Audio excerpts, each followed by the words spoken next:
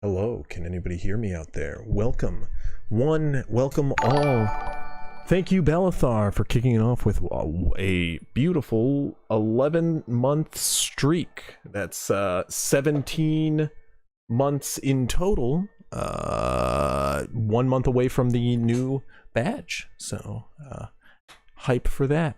But we're gonna go ahead and kick things off first with a brief recap. Welcome everybody to this week's session of Jokes, Tales, and Critical Fails. This week, Friday, our 6 p.m. Pacific game is Scouring the Scorched Continent. If you're new here, I'm getting a little bit of feedback from somebody. If you are new here, don't forget to check out the links in the chat by just going ahead and typing !link, and you will find all the available social medias and more right there. You can check out any games available on Start Playing, where you can join the adventure yourself in the same homebrew world you'll be experiencing tonight. But let's go ahead and kick things off by diving right into the action as our heroes have narrowly skirted death once more. How, you might ask? Bullshittery. The usual. As our heroes just bested the Violet Knight, a sect of drug-addled cultists bent on spreading their drug to the rest of the world, starting first with the nation of the Red Empire here on the continent of Rakesh. As our heroes infiltrated and destroyed that cult from the inside out, they return to the town of Agressa, where they were first assigned this mission by a general within the empire, Mahmoud, a very powerful man with a lot of connections who promised you not only an opportunity for future wealth, but much more within the employment of the Red Empire itself. As you guys finished up this task and returned your way to Agressa, you discovered it under siege, not from the outside in, but from the inside out, as it seems the military forces within the town have retreated and are holding the walls from any unknown forces that come from within. As you all venture toward the town, you travel through the harsh deserts of Rakesh, the Scorched Continent, and you do find out that within, from intel provided by Mahmoud himself, you find out that the city is under siege by elementals from the plane of fire. A very close plane to the land of Rakesh. Once plaguing the land, the forces of the plane of fire had since walked this earth, scorching it ages past, and as a catastrophe has occurred, you face similar enemies. On your journeys across the sands, however, you were attacked by living death. Rot trolls, as they're known, massive in height, standing about 15 feet tall. They struck out at you with a decaying form, which flesh seemed to rot your insides out. You had to avoid the burning acidic fumes which come off their body as you ran from their mighty attacks. Nearly dying yourselves, luckily over the horizon sailed sand skiffs, sailed by elves, tan of skin and blonde of hair. They sailed through the sands, and leaping from the sides of the skiffs to these rot trolls, they began flinging radiant energy from their fists onto the foes, felling one by one as they do so, as you all gather your comrades and try to flee. As these individuals sail in over the horizon, they deftly take out your foes, shouting chants and cheers in Elvish as they do so, as well as some dying in horrific bouts of bloody horror in the process, as you watch a couple of these martial artists sail in atop skiffs atop the sand. You watch them sail close to these creatures and attack them, one of them getting grabbed up within the grasps and ripped in two. Ignacio, while this is going on, you are able to rush up to Sister Tamara just in time to save her from the throes of death. She has, however, suffered some form of traumatic injury, which you'll have to deduce later on, I'm sure. For the time being, you all are regrouped and safe.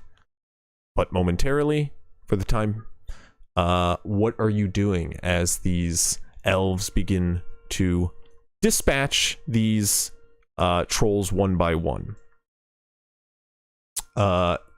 You were approached, Oberon, quickly by Avery, rushing in to save your life from near death as a number of these cloth-clad individuals like flip off the sails and strike at your foe. You went down, quickly returned to consciousness by Avery stopping your death, and then this auto shutdown initiated. Approaching druid raising you from your slumber. As you are auto all... shutdown canceled. What's that? Said, oh damn, they had a charging druid. battery. Yes, you do see he is wrapped in like these leathers and cloths, and he carries a sickle, which he has drawn for the moment. However, he does sheath it quickly as the situation seems handled, and you watch as this troll thuds to the ground, sending up a plume of dust into the air, as well as the southern one, which takes a minute. Ignacio, you have to pull Sister Tamara away from the mess. Go ahead and make an athletics check for me. First roll of the night. And it is not a good one for you. I know that. Can you not call me up? I would like to get a handle on the camel. Okay. To make sure it doesn't get frightened or spooked anymore. 15? I do believe you already have its reins, so you're good. Yeah, I think I did animal handling on it. Yeah, but then you went and fought again, and then Avery left the camel again. So no one was camel for a second. But I think you've been next to the camel the whole time. Yeah, you can easily pull Sister Tamara away as she is still prone at the foot of this rot troll. It is stomping around as the body of one of the rot trolls falls to the ground. The body of one of these like monks falls to the ground, ripped in two, as two other of these monks sort of flip around it, punching at its ankles, sending up flares of radiant energy, which sort of burn away this noxious fume which billow off the enemy. And as one of them sits at its feet shouting, you watch as it slams two axes into its foot, and leaps onto them, bounding up the leg, like gripping the leg like a tree trunk and starting to shimming its way up. All the while he is like cloaked in this golden flame which is burning the flesh of the rot troll. You have to pull Sister Tamara away to avoid getting stepped on as it flails about trying to strike at him. But yeah, you guys are all kind of like pushed to the side as these creatures wrap up, striking at,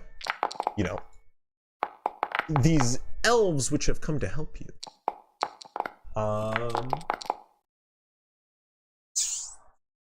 Real quick. Jesus Christ. Followed by Yes. another 15.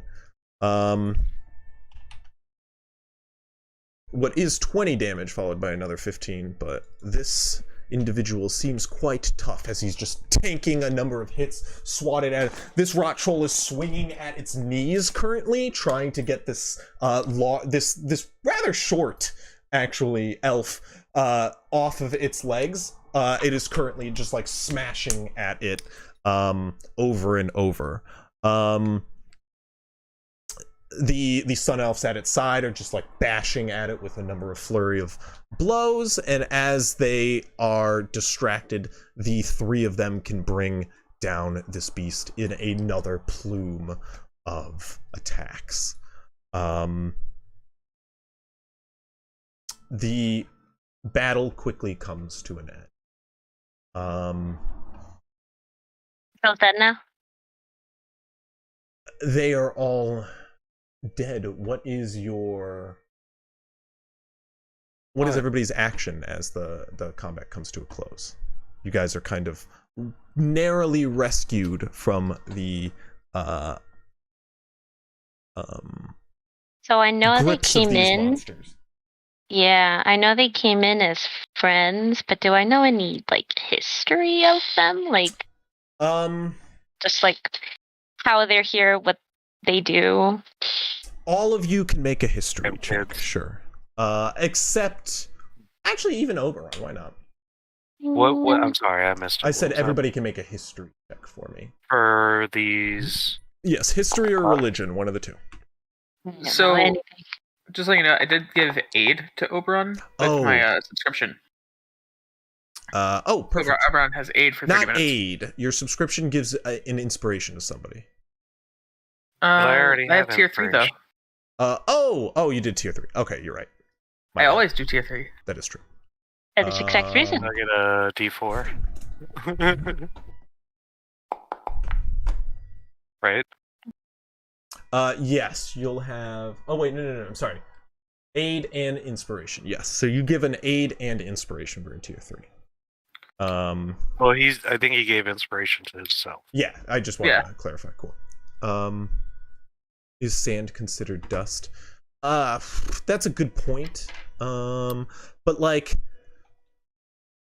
yes, I think technically sand is considered a dust. Actually, that's actually a good point.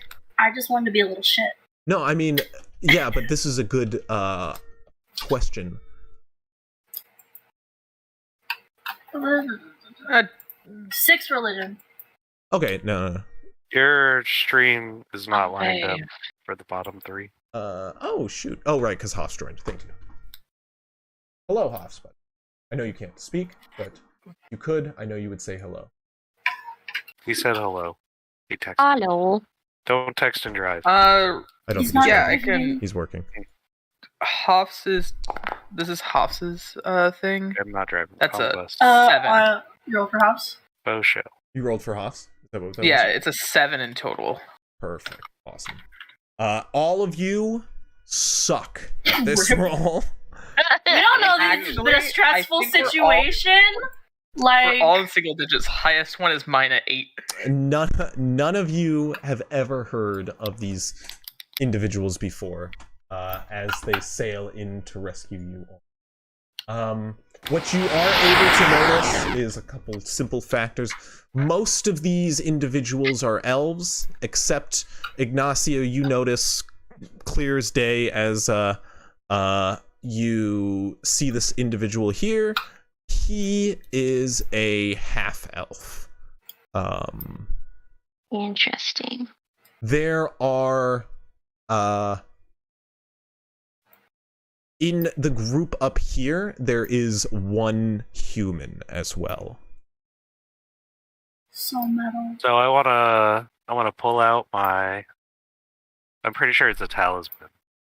That's what we ended up with. It's a piece of jewelry from my homeland, Oh yeah.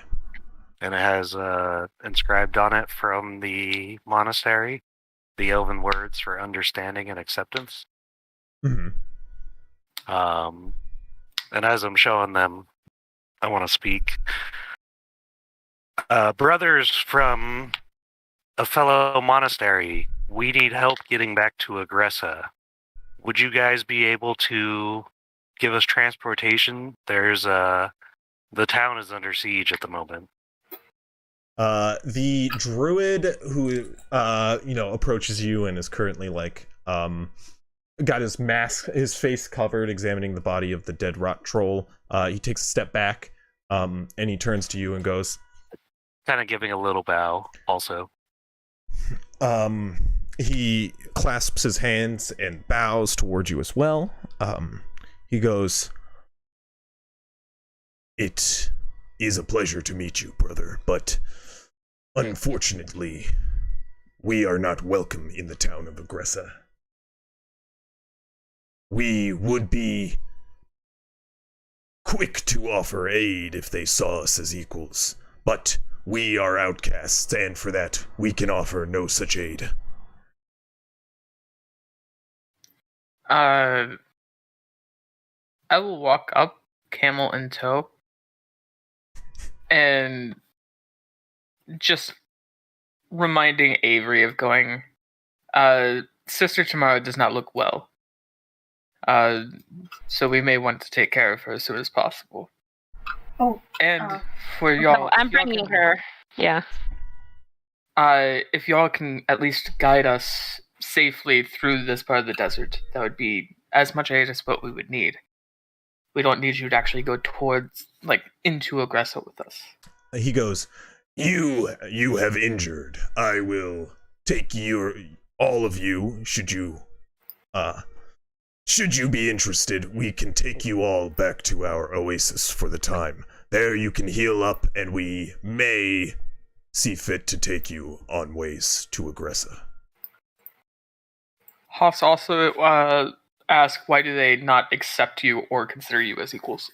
Well, for we are elves, who worship what they consider a betrayer god. Do you mind me asking of what god specifically? I'm still... Things aren't exactly as I remember them to be. While you're doing this, I steal the camel because I can't help Sister Tamara move. I want to get her on the camel. We are ancient descendants of the one known as Eryx, what would be considered new god of the sun. We, as all elves, were once followers of Aurorus, the light in the heavens, but that time has passed and there is a rightful successor. We see that appropriate, and, well, the Red Empire does not. I would think people in need would accept aid from any who offer. You would and think. Their minds may be changed. But we have pipe up. At least the way of the This state is very close-minded when it comes to the religious side of things. So they most likely still won't take aid due to pride.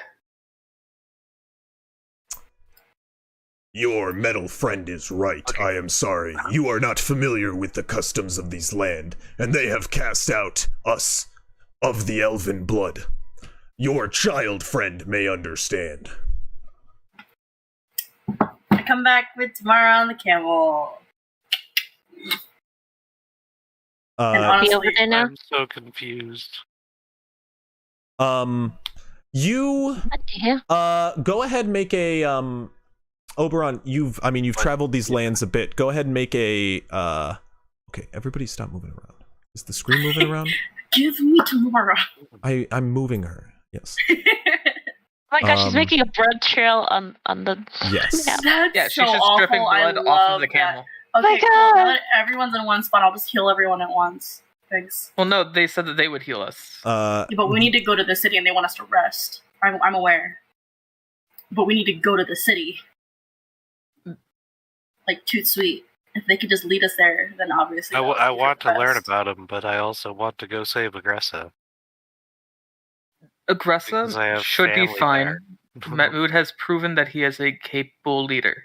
He's also not proven, he's also shown us that he needs us to come ASAP, because, oh my god, even forsook the initial mission to just come back and help defend Aggressa. So obviously, it's far more important presently to just get everyone healed and over there, if anything. I figure we can find them the druid hears this discussion approaching and goes, "It is not exactly the shortest route, but it very much is on the way. It is a few-hour detour to our home base, but a necessary one. There we will resupply with water, our men will heal up, and we can take you along your journey. How many of them are injured as well? That would be very much appreciated and accepted. Of them,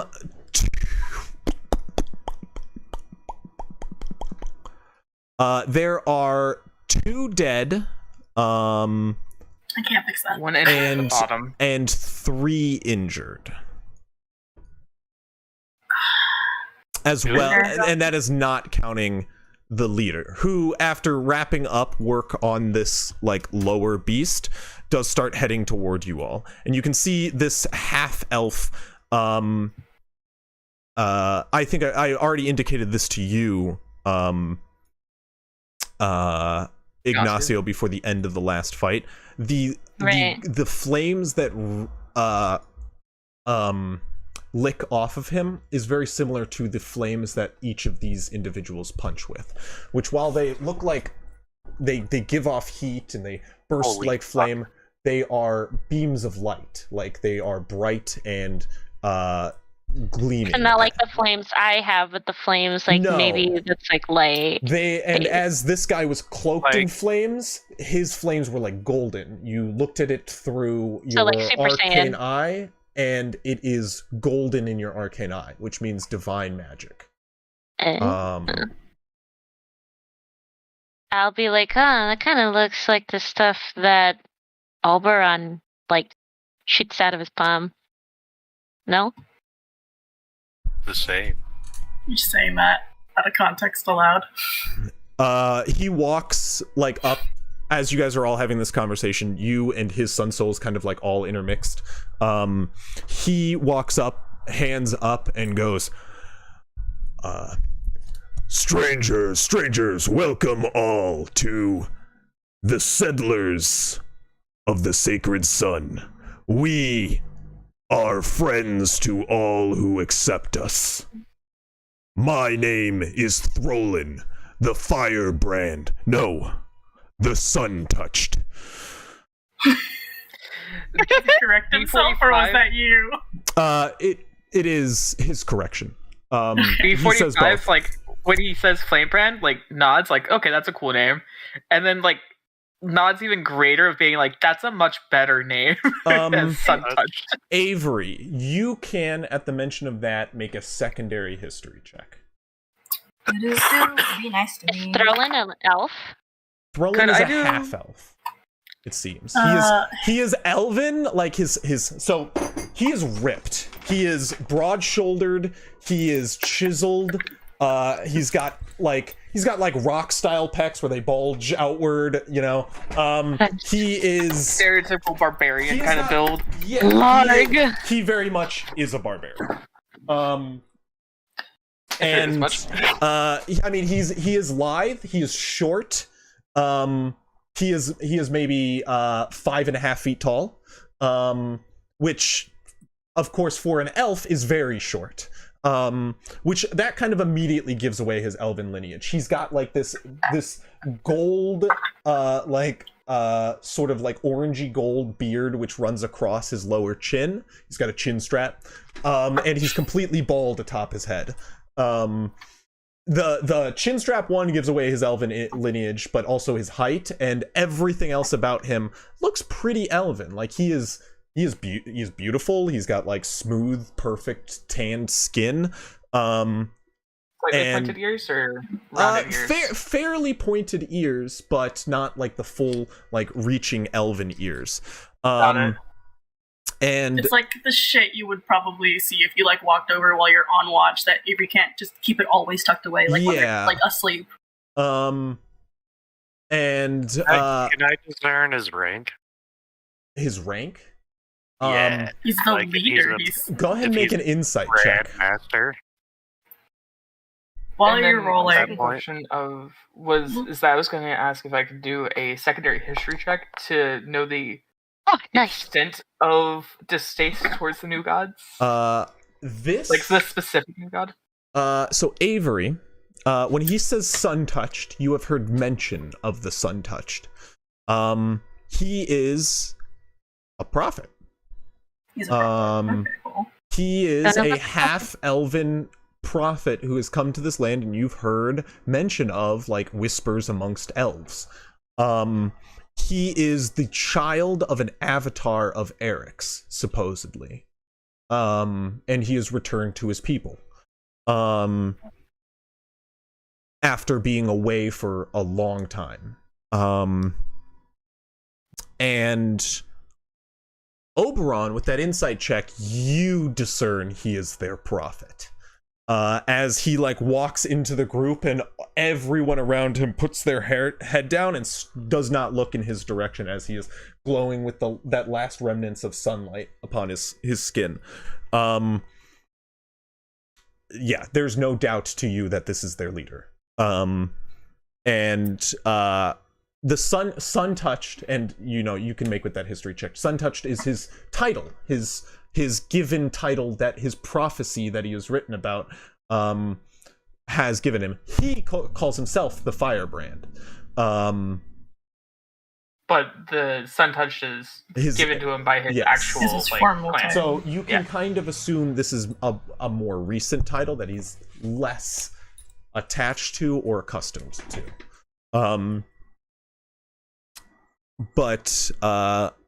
Master. So, Master Throwland, my name is Oberon, and I hail from the Way of the Open Hand in the Dengu Dynasty. My family is in need. I would love to learn about your prophecy. But I need to get to my family first, and then we can come back to this. I want to come back and study with you for a little bit. Well, I know very little of your people, but I'd be happy to teach you of mine. I would be bowing, definitely showing respect, by the way. No need to bow, so. And the druid comes up behind you and like gets his attention. He goes, This one has also shown himself to be sun-touched. Blessed by the light, his fists burn with a radical fury.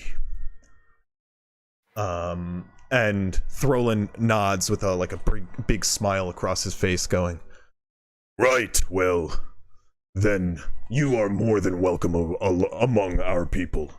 As is your friends, we do not discriminate, as this land is known to do. Do they look at me in any specific way whenever... No. Because I do look like a piecemeal version of a Rakeshian armor. Nope. Okay. He continues. Well, that's wonderful to hear. Among fellow monks. But it seems that I have been injured, and, well, my lifeblood flows freely. I must return for healing, and then we can be on our way. One way to put it. I'm confused. Was something not clear of my wording? No. It was perfectly clear. As he is approached now, that golden light is completely off of him, and he just looks like a normal dude now. He kind of acts like it too as he approaches each of you and goes, Throlin, Sun-touched, nice to meet you. When he meets me, I go, the name's B45-TI0N. Apparently people call me B45.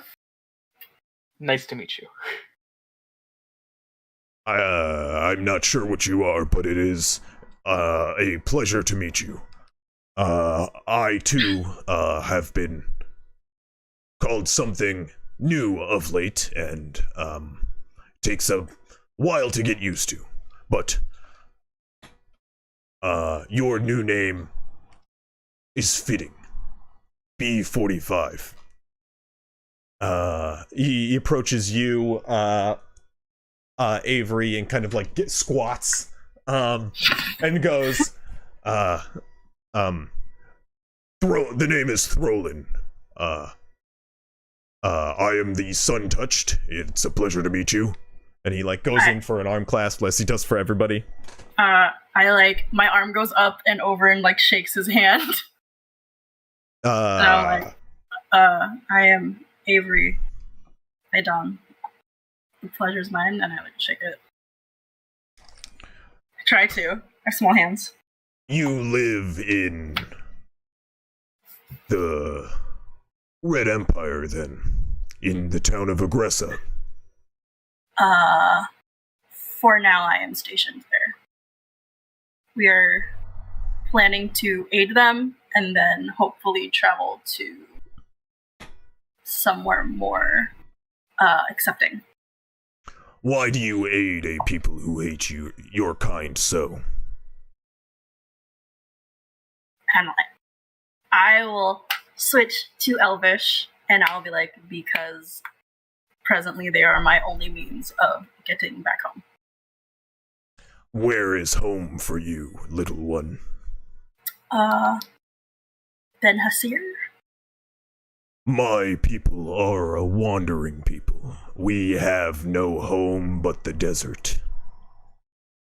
This land is our home, and we travel it. We will show you safe passage to Ben Hasir, should you wish.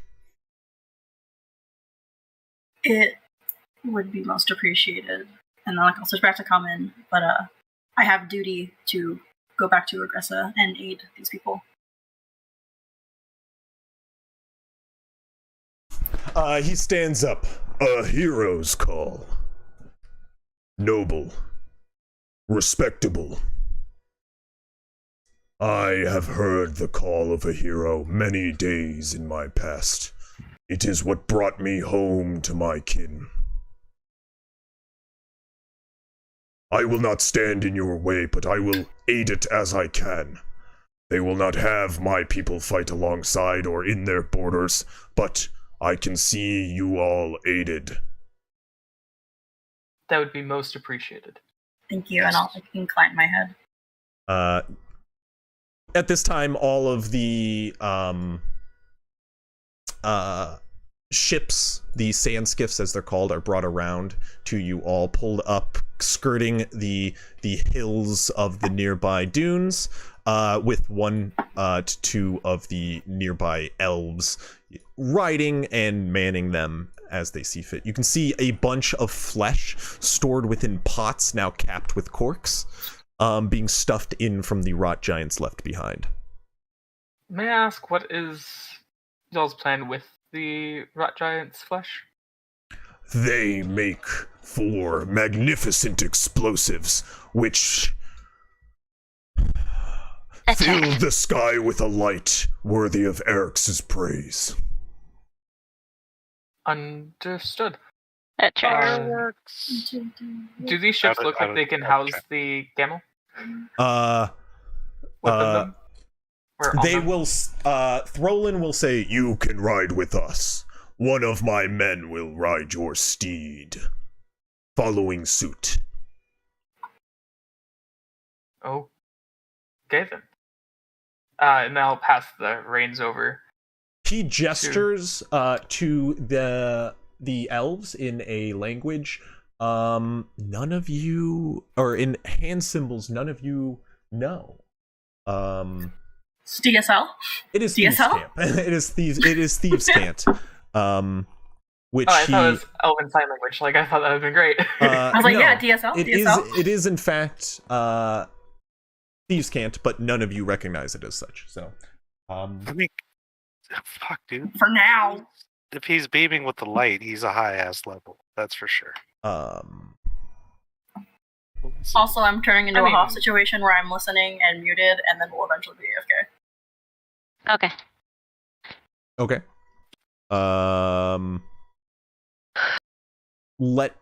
Let me know if you're not there in case I'm referring to you. Or you can message in the Scorched Continent, and I will read it out. Yeah. Yep, I can do that till like 7:30. Yeah. Okay. Gotcha. well, So yeah, right on the ship with them. yeah, each of you mount up to the various ships, and you can ride along with them should you wish. No objections, I assume. Do you leave the camel to one of them? You can see the druid. I do. The druid is the one who takes up the camel, and he mounts. You'll actually, like, many of your stuff is actually removed from the camel. We transfer a lot of it with us. Yeah, they put it on the ships as the ships have a lot more space to carry such things, and they start doing that before you're even like consulted on the matter. And as they load up your stuff onto their ships, one by one they just start taking off as like ropes are pulled tight, these cloths are pulled upright into the wind, and the ship just starts kicking up sand behind it as it starts to sail off into the distance. Can I, like, while we're on this trip on these ships, can I spend this time just watching them and trying to learn how they operate it slightly? Like, where the ropes go to pull and such like that?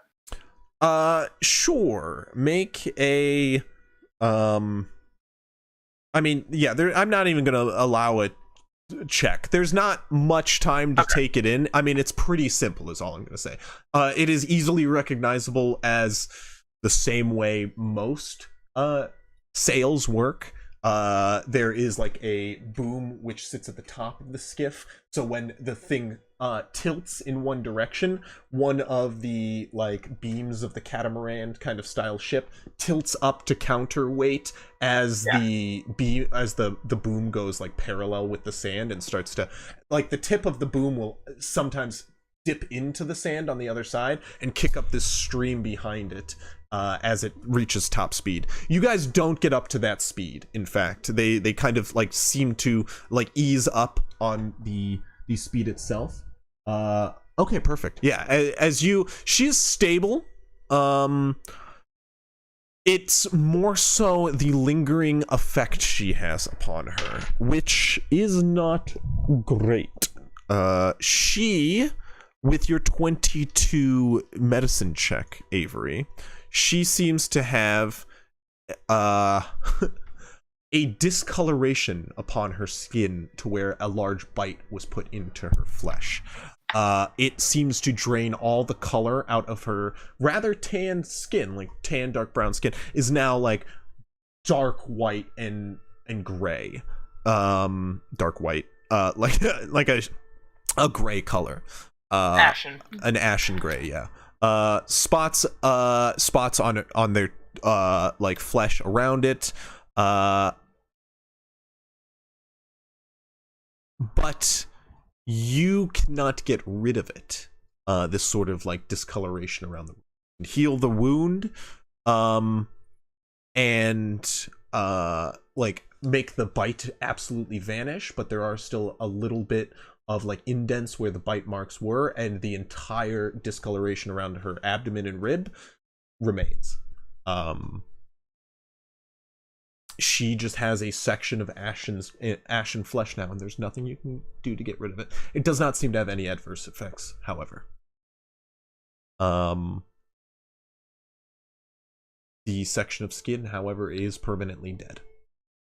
Would it be survival check to make sure we're on the right way? You go ahead. Yeah, go ahead and make a survival check for me. And then aid is plus 1d4. Correct. And Avery says detect poison and disease. To try to identify the procedure. That one. Oh, shit. Well, you have your inspiration if you really want to try. With detect poison and disease, you would know that this flesh is dead, and nothing short of a regeneration spell will bring it back. Yeah, that's a heavy spell. It's permanently dead, but I will also say, you would also know it does not have adverse effects. I got a wound. I think my chair cut open a gash in my leg. Oh shit! Oh no! Not a big gash, but like it stabbed me or something. I mean, what that was? Yeah, there's blood on my chair. Okay, I'm gonna be in transit. I do my best to help her, but I'm out of spell slots. Gotcha. Okay.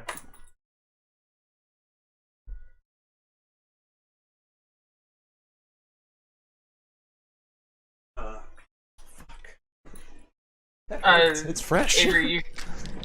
Avery, you can text me and Ignacio, like, on our phones, and we can read out if you want to say something specifically. I'll send my don't character text and sheet. drive. Well, yeah, I'll send my character sheet one way in case I want to like do anything. You know me. Yeah. It's traffic. I'll be fine.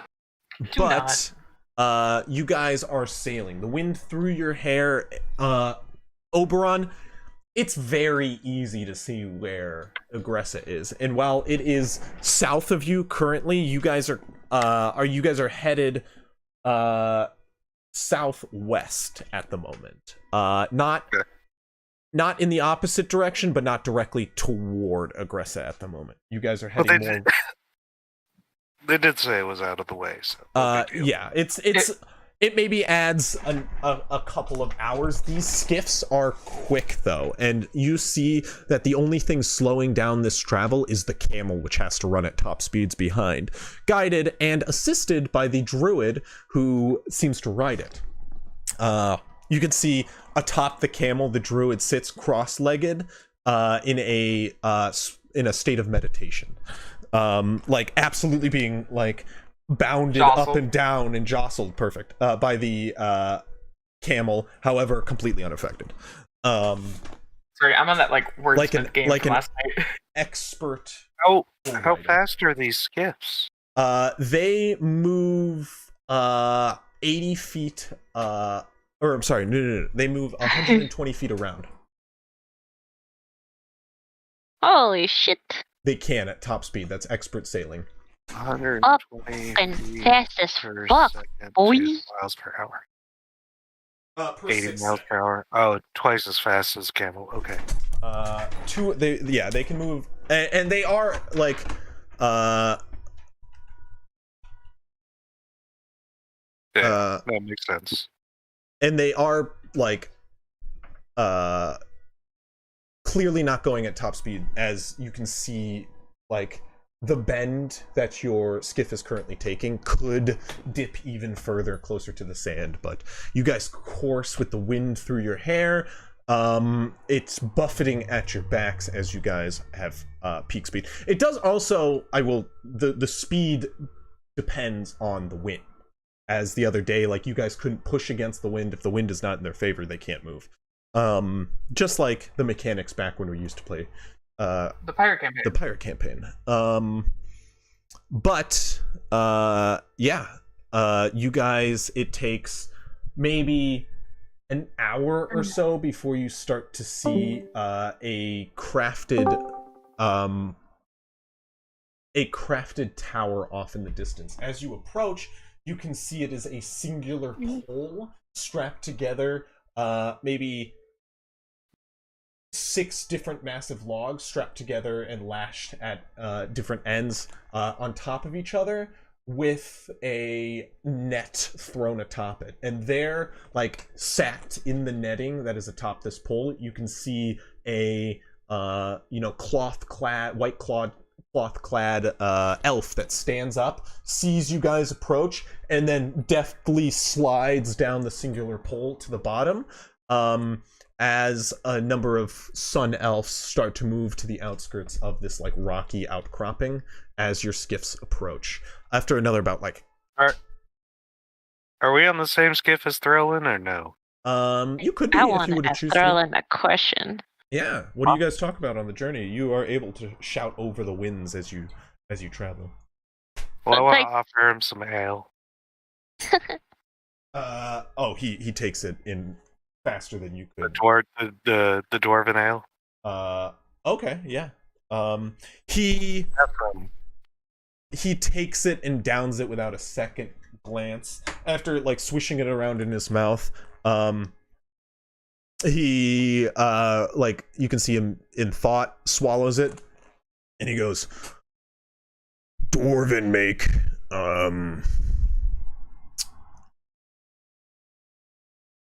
where'd you get that? Rather strong stuff." Got it from the what was it? I can't even think of the name of the place. Prior to meeting y'all, we were in the process Violet compound of taking care of the Violet Knight cult that was found a few days' travel away from here. He goes. Founded among the producers of Viraka. He goes, I've never heard of this violent knight, but Viraka. Violent compound, but yeah. Yeah, whatever. It is. No, I mean, you're right. You said what was right. And he just does not know who the Violet Knight is. But Good. Viraka, I have heard of many succumbing to the vice of Viraka. Not I or my people. We are too strong for that weak-willed mindset, but it's good to hear that their operation has been dealt with. As far as we know. But Throlin, how did you guys end up on this while we were just kind of out in the middle of nowhere over here?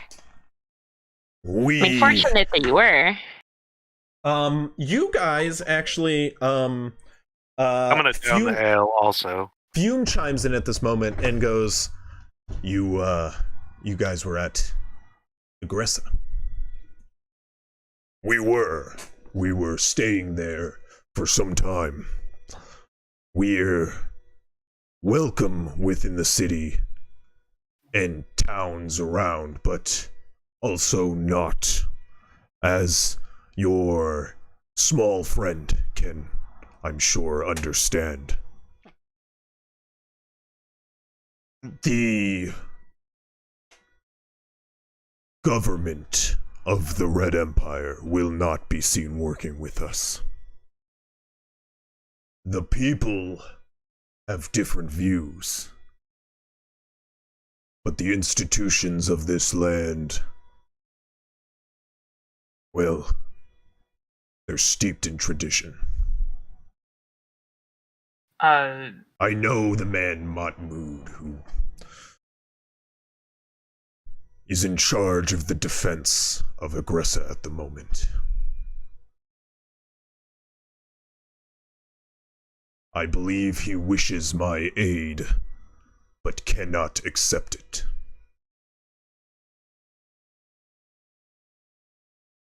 B45, like, if anyone's paying close enough attention, while holding his halberd, his knuckles creak almost with what he's talking about and being on the other side of it, prior in the past.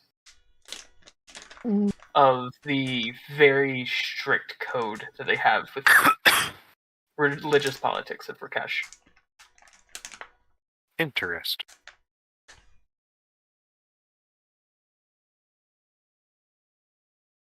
As you fortunate enough. As you guys see his that like tower come into view, he goes, My people are not far out from here now. We stuck around the area, assisting as we could. Many creatures and people like to prey on others in time of strife. Like the rot trolls, they could sense death in the area. I too could sense this presence, and well, I fight against it. Doing what I can for who needs it. He like stares off into the horizon dramatically as he says that. Avery, once the very dramatic, like overly dramatic, just to be clear. Oh, he's just a dramatic guy. I got it. I like this guy. Avery says if we could stop advertising on Elvish Blood, I would appreciate it, please. As we know, it's not favorable presently. To probably be munching on a ration. To Throlin. You say that to him. All should be proud of their elven blood. I am sorry if that is not the case for your friend, but I cannot stop my sun from shining. I mean, I do believe that people should be proud of themselves and their heritage. Because that is the one thing that will stick with you throughout all of your life. The light in you is very bright, Throlin. Literally. While we rest, hear the story of me and my people. Know our tale, and then we can send you on your way. I regret to send such kind hearts into a fiery death, unequipped, but unfortunately, the Red Empire stops my hand from intervening. Use us as a surrogate for you then. Let us help Aggressa with your aid, and help us help them, essentially. So that way you can take part in helping a land that you are now in. It may not be the most favorable position for you, but the people of Aggressa have apparently been very kind to you and accepting of you in certain ways. They have not written you off like the government.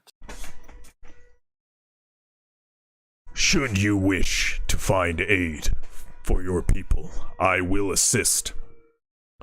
There are other ways to go over the head of these people. He says those words very pointedly.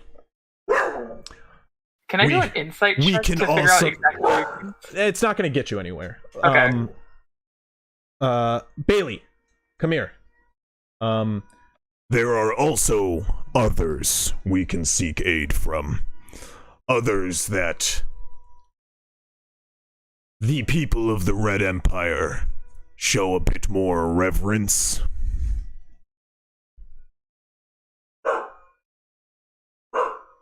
Like whom? We'll discuss further once you're rested. As your ship kind of like sails into this little oasis, you guys can see a small encampment of a small outcropping of like these sandstone rocks, followed by these like gray ones which like build into different tiers, building up to the sky, to little like towers of stone. You can see like one large tower with that Sun Elf now climbing up quite diligently to the top. With ease, he makes his way to the peak of the netting where he rests within. As you guys pull up upon a encampment of these rather quaint huts, built all about the upper level and spanning down into this small crevasse filled with those gray stones, as well as these leather tents erected at different points, and you can see Sun Elves moving about them. You can see the occasional human and one or two half-elves amongst the lot of them, but mostly Sun Elves, blonde in hair with the occasional, you can see like, there are the darker-haired elves mixed in amongst them, but there does seem to be a demographic main of Sun Elves throughout this area. As you guys approach, you can see a number of different sand skiffs lined off to one side, boxes and clay pot filled with various items and foodstuffs. You can see like pots of honey mixed in with like racks of dried meats, and littering all around, of course, the area are the elves. As the sand skiffs pull in, let me actually go ahead and do that. You guys can go right on over to the Hot Springs Oasis. You do not own a token with any vision. Oh, yeah, you can just drop yourselves out. Oh, yeah, let me just go ahead and do that for you. Do you want to ping where? No, you guys can just get vision. It's bright out. There's no such need for such kind of activities. But you guys will... I, at some point, want to speak to Throlin privately. Okay. about something else. Damn, you just copied it. Yeah, I just copied and pasted all your tokens out here. Alright, I'm here. Hey, welcome, Hoffs. Hey, we switched out who was here. Okay, are you guys moving, people? I can't delete myself. Nope, I'm not moving. Nothing. Are you guys moving stuff? Don't touch anything, please, while I'm placing these out. Okay. I'm just on the map twice, that's all. Wait, yeah, where's your other one? In the center. Oh, that's fine. I'll remove that. Yeah, it wouldn't let me delete. It looks like you were possibly on the pen, by the way, Oberon. You're fine. You guys pull up here, skirting up to this little sunken outcropping of stone. Within, you can see little trickling water cascading down a tiny oasis lined by some collapsed and decrepit pillars leading beneath the stone. You can see there any around unique food smells? nothing too unique. You can smell sweetened meats used by a very familiar one, which is honey. However, yeah, not very particular food smells. In fact, very unparticular food smells. As if they do not have much variety to their cooking. But let me go ahead and pull up. Oh boy, let me go ahead and pull up some Wanting Sanskits. to look bad? I think you were still explaining stuff though. But yeah, I was wondering if need What's to up? roll or anything. Not wanting to have a hair out of place. I'm just gonna cast prestidigitation so I look presentable. Okay. Meeting new people. You do so. Each of you pull up to these sand skiffs. Go ahead and make me perception checks, anybody who would like to. Yes, please. Not very wise, but let's see how we do. Not bad. 20? 15? Okay, yeah. 25 for Oberon. You Nice. all can see like a good view around this place. There are in total about 10 sand skiffs throughout the area. On the far side, you can also see these leathery contraptions being affixed to one side of the sand skiffs on the far end. You can see a bunch of supplies being loaded up near some of the sand skiffs. This is a entirely nomadic people, this is but a temporary location, and as some Sun Elves clearly appear to be lounging about the area at the time. You can see as they rest within these like mineral pools which sort of bubble over with heat and give off an air of steam throughout the lower levels of this. You can see some of the Sun Elves are centered around this like collapsed ruin where they are moving about stones and peering within. You can see as someone shouts in Elven below and gets like an echoey shout back. A number of elves currently encompass the circle where they are crafting clay pots, it seems. Sat around a circle around a fire with a sort of like dome structure placed atop it, billowing smoke as the day lingers on. These tents. Can I run? I assume we're like 30 feet up. Like these are pretty high cliffs. Yeah, they're pretty high. Some of them are higher than 30 feet. But in this section over here, yeah. Can I jump to this point and then? Wait, what's jump this point? into the Can water? you ping it? Yes. Go ahead and make me an acrobatics check or athletics, one of the two. Or actually, go ahead and make me an athletics check and then an acrobatics check, please. Athletics to see if you can make it a jump. Acrobatics to see if you can make it in the water. No. It's more so athletics to get up there. Ooh.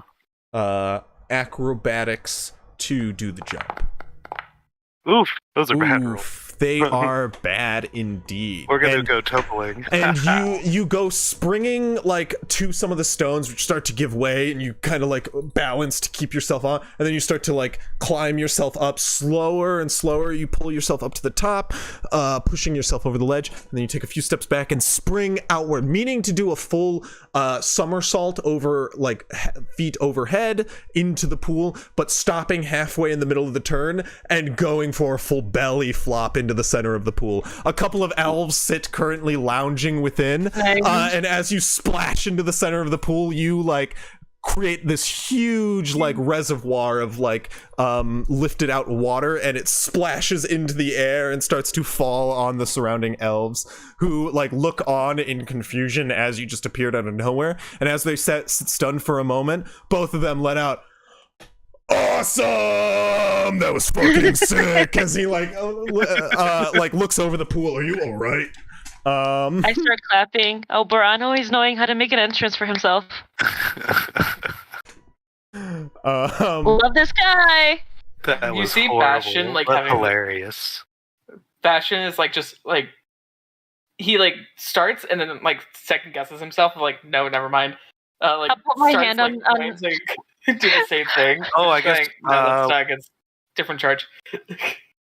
I guess I would have had advantage on the athletics, but whatever. All my falling damage is reduced by a whole bunch. Yeah, I wasn't even gonna roll falling damage for you. So, Yeah, so honestly, the athletics check was how cool you would have bounded up there, and the acrobatics is how cool the jump was. But you just see him bouncing down the wall. you guys, Throlin, kind of These pools are nice. he gives like this casual clap as he walks over to the edge of the pool, edge of the cliff, and looks out amongst his people, and he shouts, "Settlers of the sacred sun, we have brought with us a number of new arrivals. They just returned from a valiant mission, saving innocents and protecting these lands. Eric's blesses one of them with the light of the heavens, and we welcome them all into our fold." As I shoot a radiant bolt to the sky. Okay, yeah, very nice. Make a performance check for me.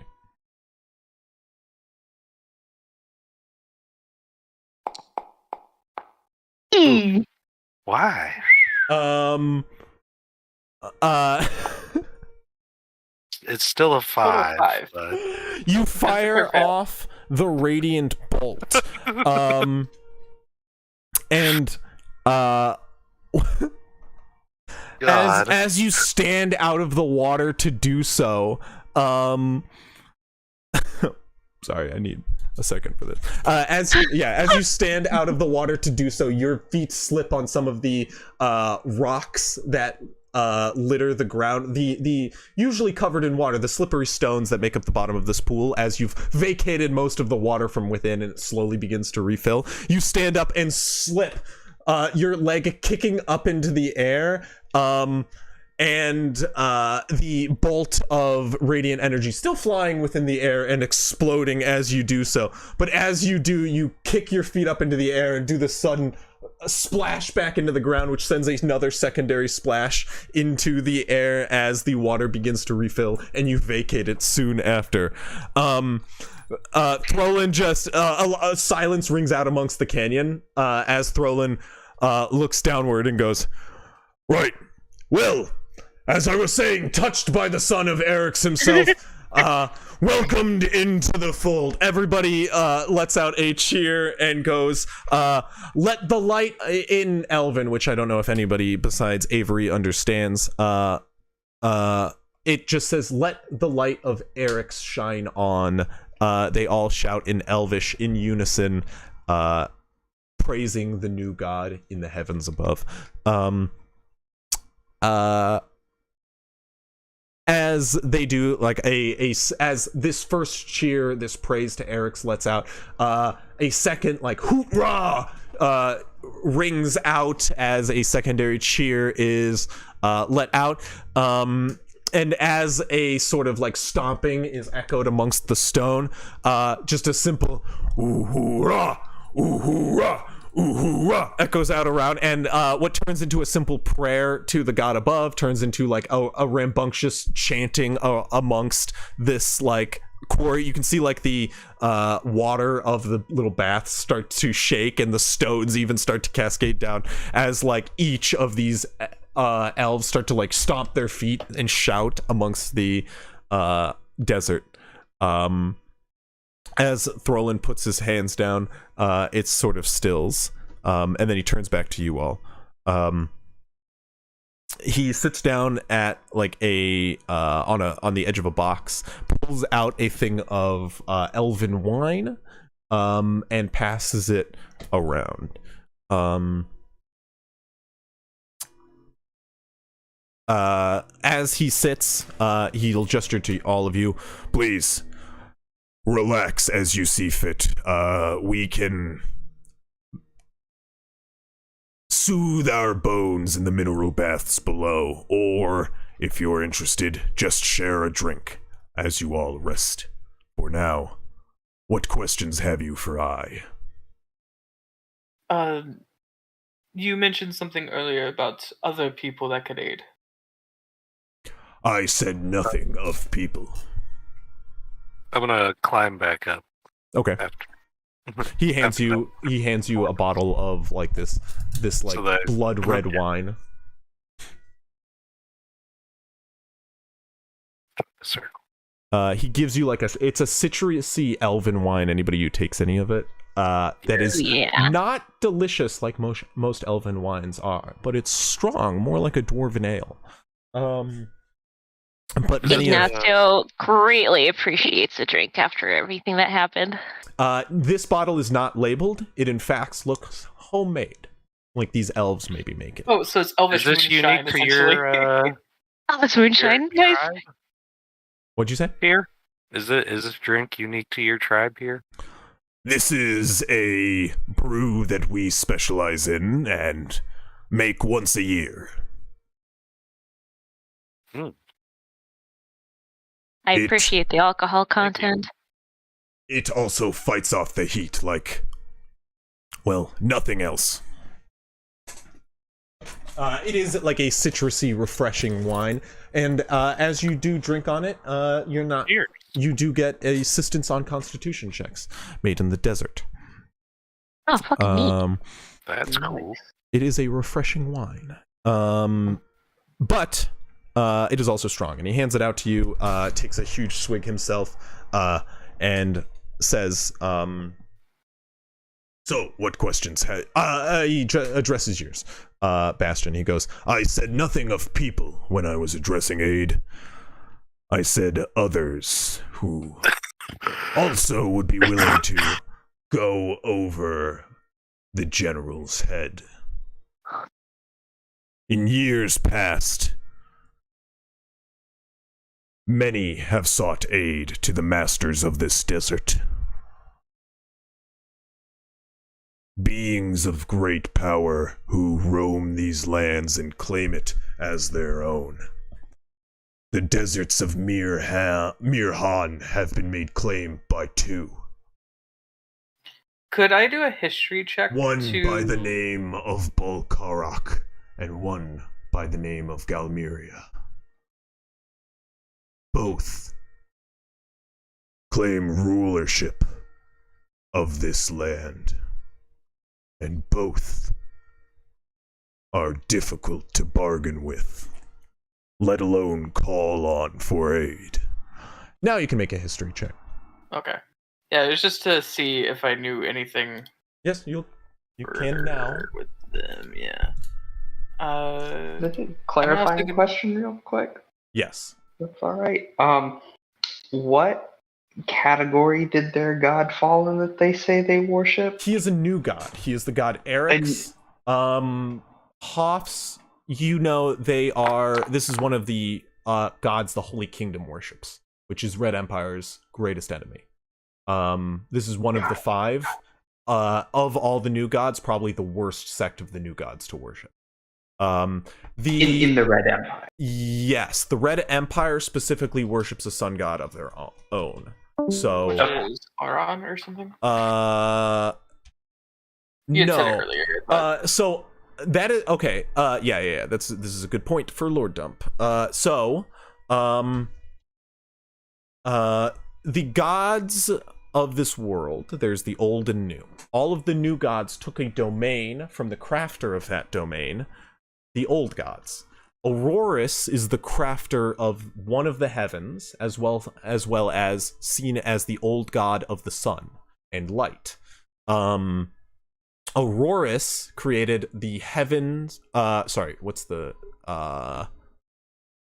kingdom of light, aka one of the 7 heavens. The kingdom of light is now ruled by Eryx, who slayed Aurorus and took his domain. Eryx is a god of the Holy Kingdoms, the least favorite of the Red Empire. The Red Empire not only recognizes the divine power of Aurorus, as some still do, as he is the creator of the Kingdom of Light, but the Red Empire specifically worships Amarak. Amarak is the Red Empire's god of the sun, and only the Red Empires. Every other nation sees Amarak as a betrayer deity. Yeah. There are 4 specific gods that are only worshipped in the Red Empire commonly. Amarak, Hasara, Kovak, and Tavroth. Each have specific roles, and of course, but they are only recognized in the Red Empire. Mostly, they're seen as one of the creator races that betrayed the gods themselves and forsaken their divine power. They were also seen as deceived by a deceiver deity. So yeah, there's often fuel between that, and that is also why Eryx is not a recognized deity within the Red Empire. Within the Red Empire, because the proper successor to the domain of the Kingdom of Light is Amarak, which is seen as an eagle-headed person.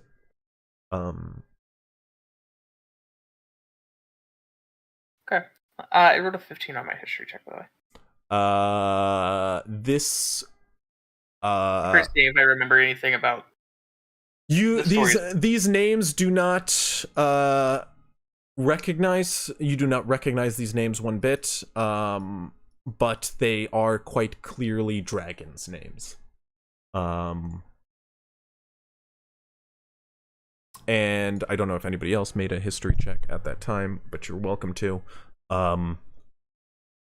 Certain of you who have lived within Mirhan for their entire life can make it at advantage, I will say. Is it local information? Yeah, it's local. Oberon wouldn't stand a chance. Yeah. So I'm just saying, if Hops or Ignacio want to, they can make it at advantage.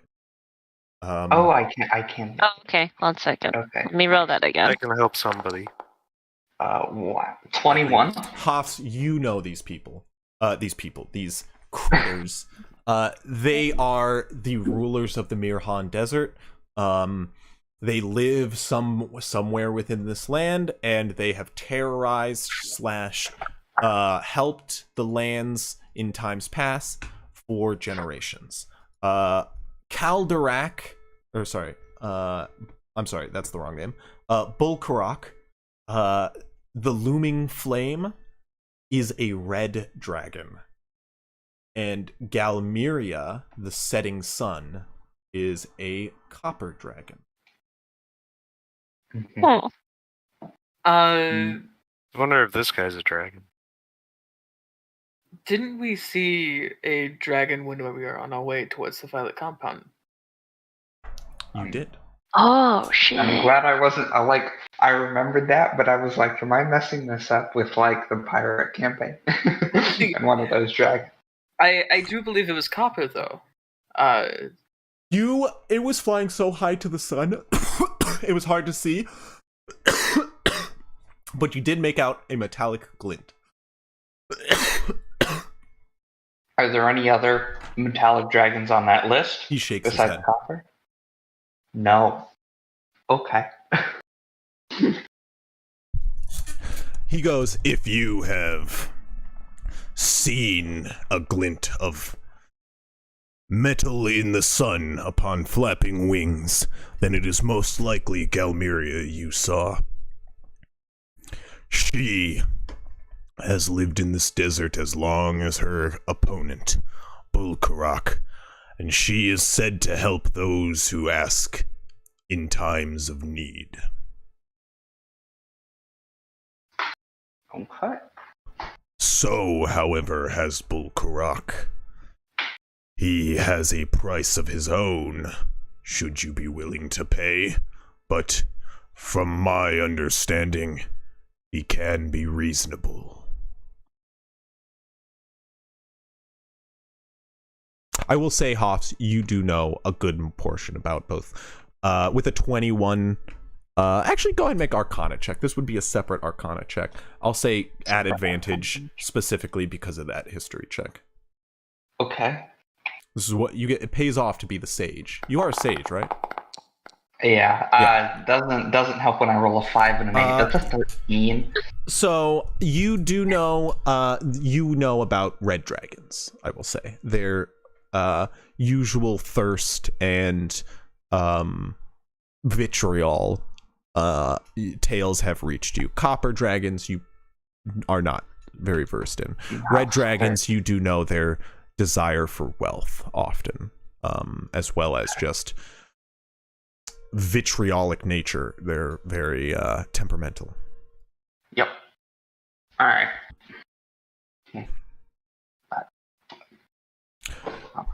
He continues though. With that history check, you guys don't know anything in particular. However, Hoffs, this does start to ring a bell as he does speak of it. You do recognize the title. There are certain artifacts around this land that have been used from time to time and set up for a purpose. I know these lands like the back of my hand now, and for that reason I can take you to one. What do these... A dragon's call. A horn which can ring out and seek the ears of one such ancient being.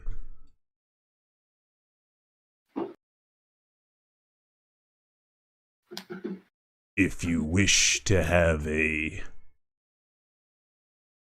meeting with one and invoke its aid, I could show you. But both these beings are said to ask of you. Of us, what exactly? I don't know. He just says casually. I've heard things from time to time. Stories that they just seek wealth. I don't know if that's true, but some say they'll take your soul. I don't know if that's true either. Do I know with a 13 Arcana check whether or not that's true? The 13 Arcana check, that sounds like a stretch. Maybe. They are very skilled in magic. Maybe. Going up against a great beast. Okay. Good to know they're skilled in magic. Can I look at Fume? He continues though, and does say, Galmeria is usually rather understanding. Believed to be a kind soul, she welcomes company. But there's no guarantee the Dragon's Call will call Galmeria. That depends on you and your ability. I don't see why. Are you gonna do something, Ignacio? Yeah, you were asking something. Oh Ignacio. yeah, I was gonna look at Fume and see maybe how intrigued and important it would be to him to try to contact Calmeria. Especially if it was in aid to man, I'm blanking tonight. Aggressa. How important it would be. I'm interested in learning it. So That doesn't say anything about, using it today or tomorrow or whatever. But I'm interested in learning it. a fun fact about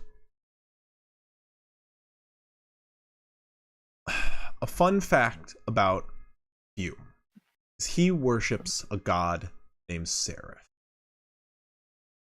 Seraph is the not necessarily brother deity to Aora, but in a sense is Aora, the goddess of freedom, if anybody remembers from the last campaign. The dragon goddess of freedom.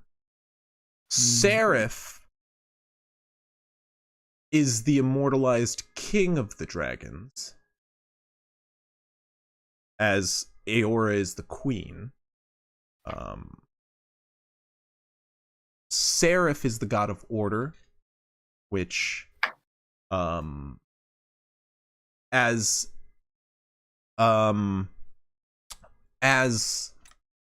he's currently clutching a dragon's head in his hand, an emblem which he usually keeps concealed. He is deep in thought. You guys, who is versed on religion? I don't want to keep making you guys make religion make religion checks. Avery at advantage. This is Okay. I guess Avery's not here. Oh, could we have What kind of checks are we making? What's that? Can you do Arcana, did you say?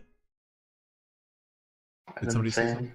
I thought Knives asked something. What'd you ask? No, I asked what kind of checks? Religion check, please. Oh.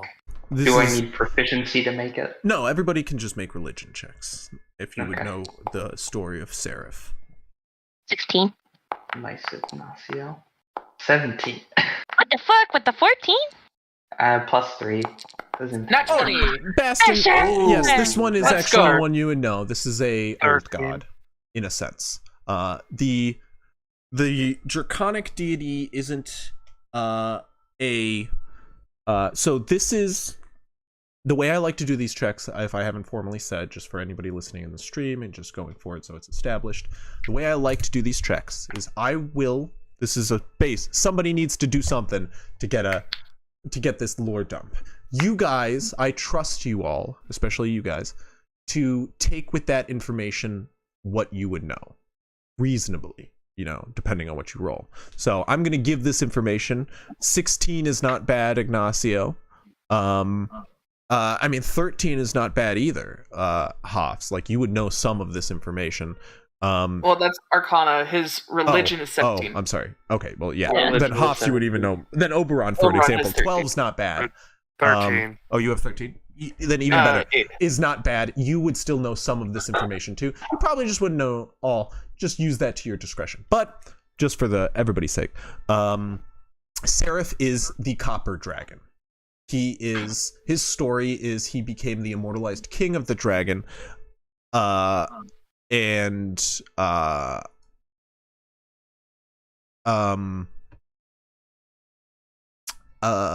graduated to be the first gold dragon.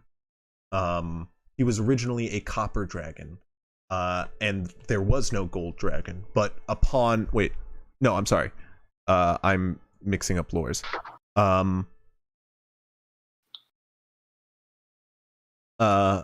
Yeah, Seraph is the copper dragon, also known as the copper scale, in that sense, just as Aora is the platinum scale. And he is the keeper of order and balance, and in the same sense, law. But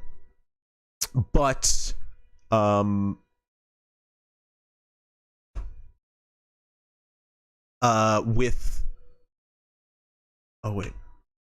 I might be misspeaking. Fuck, I'm sorry, 1 second. I might pull up a document here.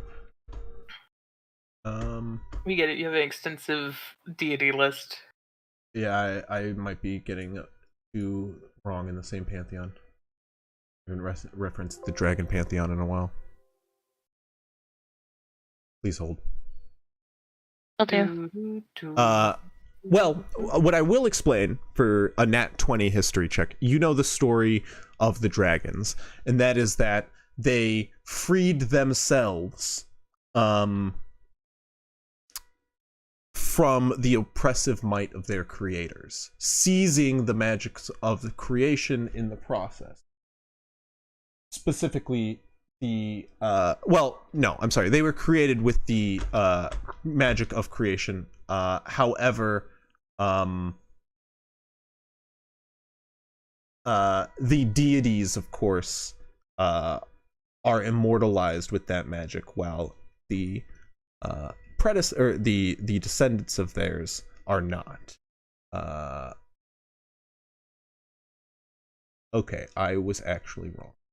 I feel silly. He is a worshipper of the Seraph, the bronze scale, who is the keeper of order. While not in any sense the copper dragon, still a deity of the dragon pantheon. With that in mind, and the keeper of and worshiping the god of law and order, he is rather torn in this decision.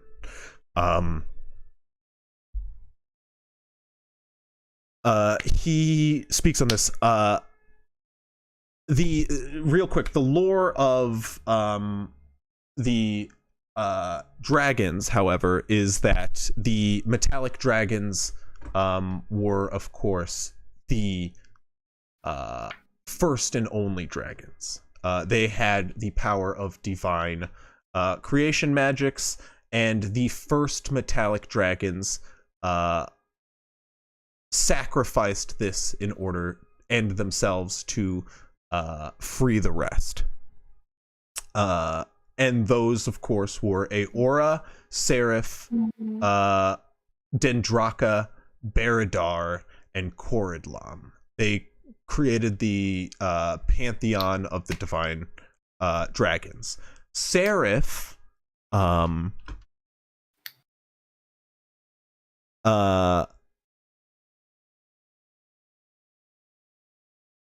is the ruler, essentially. The Dendraka was the ruler of the divine pantheon, but as a god, he is considered dead, as he is now represented of the god of sacrifice as well. As part of the pantheon was his death in freeing the dragons internally. Seraph is essentially the ruler of the dragon pantheon, and all in all,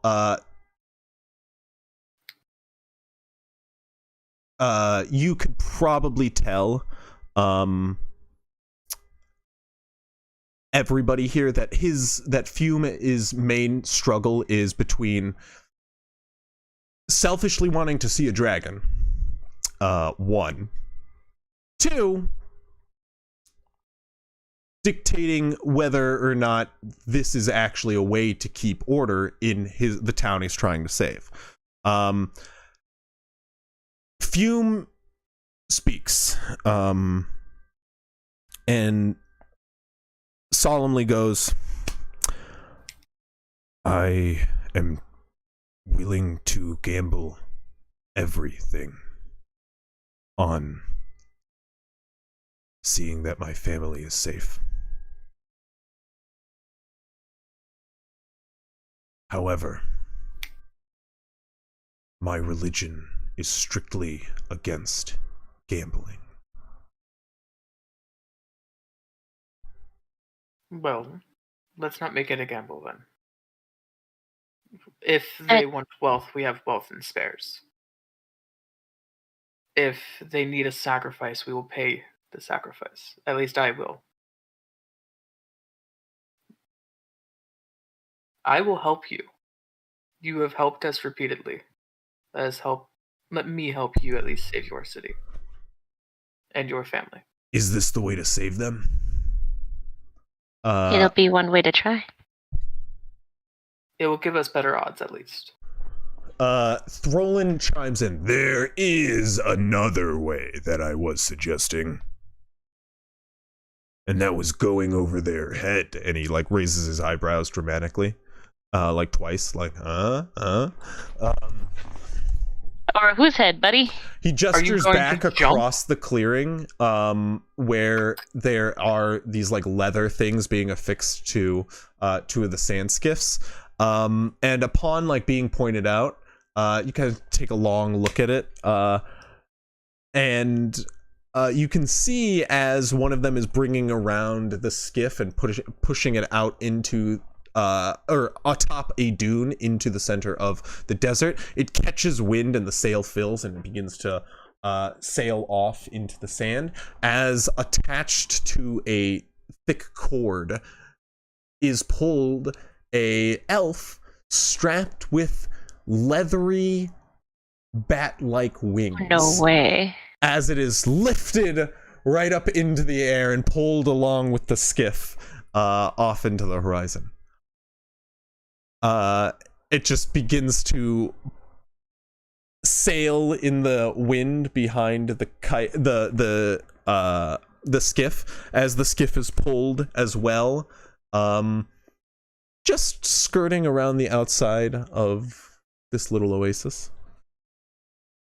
You can see on the back of the skiff now stands the sickle wielding druid, swirling his arms in a circular motion as if trying to get someone's attention, but you can see the wind fill the sails as he just zooms off at peak speeds on the skiff. This is sort of a awesome new way we've tried to get the jump on our enemies. They don't expect elves to come raining from the skies. Ha ha ha ha! He laughs. Do they need the skiff in order to move forward?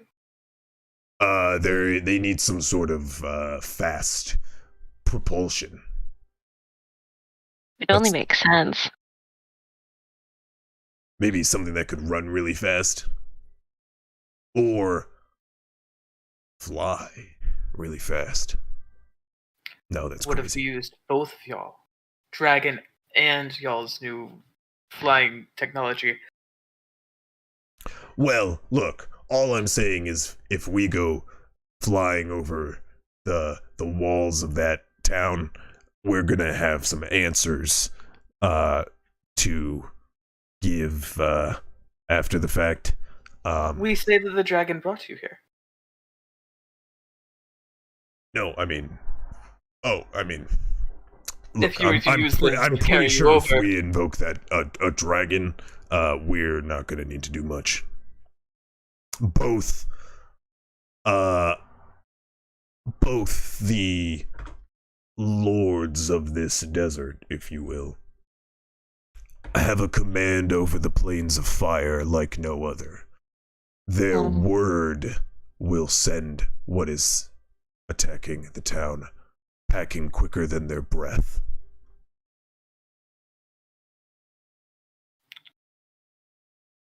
Well, So maybe were you saying maybe not as a offensive tactic, but as trying to see what's going on over there? Is that what you were saying? Like recon? He points to the leathery bat wings and goes, Hey, that's if we want to go in and handle the problem ourselves. You invoke one of the lords of this land, they will make the plane of fire retreat. I think for time, maybe getting one of the lords would be the best bet. Would I know where the lords or how to get in touch with the lords? The Dragon Call. What was your history check? Dragon calls, Hoffs, you know about the Dragon Call. There are various scattered around the country, and they date back to the Second Age. So they are ancient. And there's a couple that are known to the people. You would not know where the closest Dragon Call is. But Throlin has said that he knows where one is. Throlin does, yeah. Yeah. So I guess one of the best bets is if we were trying to call them, where would we go, Throlin, to try to get in touch with them? I'll take you there. It's less than a half day's travel on one of my skiffs. But yeah, I'm happy to show you. You also, real quick, you did mention about healing us and yourself prior to leaving here? Oh, yeah. They should be around here soon. You can see one of the druids is going around to each campfire, just calling forth a ray of sunlight over the area, which each individual just kind of basks in. Many of them are already relaxing in the pool that Oberon just came from. They're like gathered up in there, and as the druid approaches, they're just like all they like all swim to the edge, and you can hear them like all ribbing the guy like as he approaches, and he's just like, you can see him like give him a smug look. And then heat up the bath really, really hot as they all like clamor to get out. I was expecting him to drop the temperature in the bath so cold. But then he calls down, a ray of healing, and we'll eventually come over to you guys. You guys are healed up to full. Kind of and get this it. Time has also kind of as a short rest. What's that? Has this time? Yes, you guys will a also short take a rest? short rest. Yes. Okay. While this discussion is going on. Cool. I will use my arcane recovery thing then to get a spell slot back. Because there are... Yeah, go for it. To make sure I state that. The druid you accompanied with, as well as Throlin, are both very powerful. One of them appeared to be a young elf, as he approached you with the sickle out, Oberon, when you first met him. But now with his hood down, and vision on him, you feel foolish for assuming any elf's age, as this druid emanates arcane energy, and their pupils are faded with age, which is a sign of age in elven years, which elves do eventually show sign of age. Elders are extremely long. Yeah, elders are something, but this guy has the eyes of an elder and the face of a young elf. He is a powerful druid, and Throlin himself, you must assume, is also quite powerful. Then, if we're among gods. You're not among gods. You're among high level adventurers. I know. I know. Which potato. Almost a god. Maybe not at least. Okay, I know he's at least level 17. Like, that's what I'm saying. Like, they're high. Yeah. I would like to ask the druid if he can help Sister Tamara with the recent infection. Oh yeah, that would help. Disease. He nods, and says, "One of our other elders can probably tend to them." Indicating obviously that he is quite old, as he shows you off to a number of other similarly dressed druids who do populate this group. The settlers of this is to Avery, but I don't know if they're here. If you can hear me, Avery. No, they left a while ago. They've mentioned though, they've talked in chat. I know. Yeah, that they're watching. That's why I say if you can hear me, Avery. If Avery knows anything of elven culture, which that is up to you to determine, the elders within elven sects are usually kept rather reclusive, as wisdom is seen as one of the most valuable things in elven culture. And so elders are usually brought to the center of their society and kept rather reclusive. If there are multiple elders here, this is the center of a people.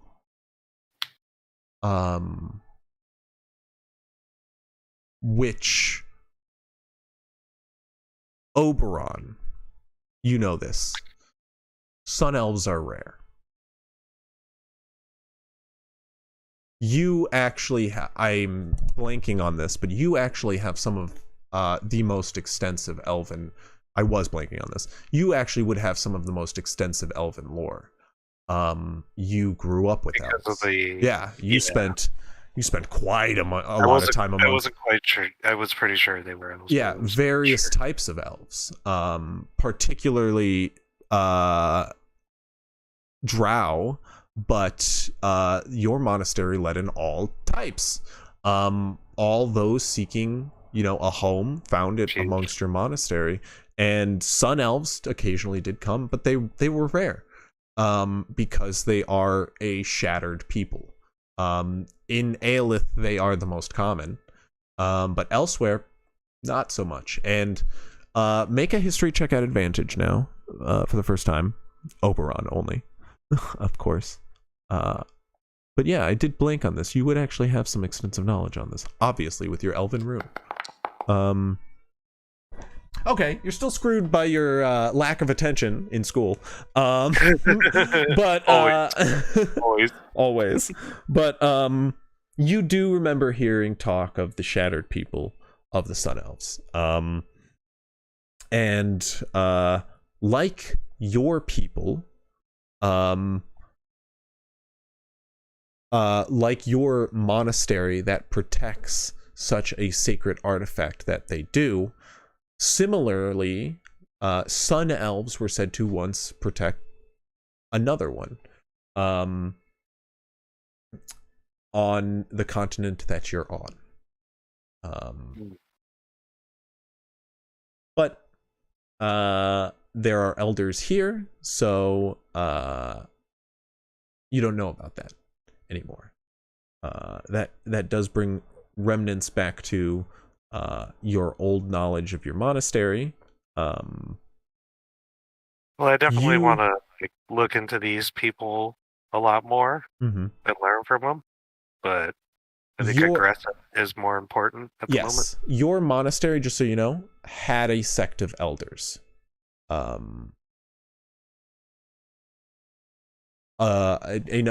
number of elders congregated to your monastery in late years. But nonetheless, he claps his hand after you guys are done resting up, and stands up. So, you guys want to see a dragon about a town? Yeah. Yeah. Let's go talk to a dragon. Well, older words have never been spoken. You watch as he walks to the edge of the town and whistles, and one of the sailing Sun Elves around the perimeter brings around a skiff already manned and ready to go. Decide what you want to bring. I don't know what your plan is to convince one of them, but we don't know if Galmeria or Bulkarak will be showing up.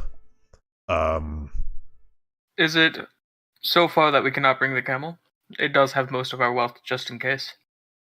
You can load up your wealth onto this bad boy. And he smacks the side. It's quicker. Will the camel be holding us back? Okay. Then, yeah. He'll help you. Like, him himself will help you, even though he has, like, droves of Sun Elves at his command. You watch as he just lifts up this big chunk of gold that you're moving with, or chunks of gold, which is within your belonging, as he's like, well, a lot of heavy stuff here. This could actually come in handy if it is Bulkarak who shows up. That man loves himself some gold. I was thinking about getting a gold inlay into my arm. I wonder why you're trying to steal all our money.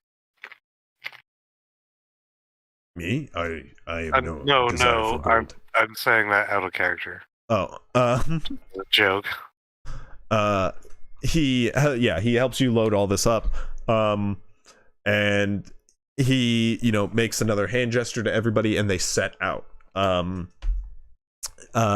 You guys sail off. This direction is now in the northwest. You guys are heading to in the direction of a small outcropping of stone, which kind of builds into these three like plateaued peaks in the open desert. You guys start coursing toward it as the day looms on, and soon it becomes night. The day cools off, in fact. It becomes quite pleasant out, and the stars begin to loom out overhead. Throlin speaks as he clutches the sail, and you guys head off into the horizon. He goes, the night always made me uncomfortable. Things lurk in the shadows. Things other than me, and that makes me uneasy. Don't be a wuss. Oh, I fear what comes to attack us. I fear for it, that is. Fear, but yeah, but and you guys just skirt toward it. What do you guys discuss on this half day that you have Throlin and his druid companion?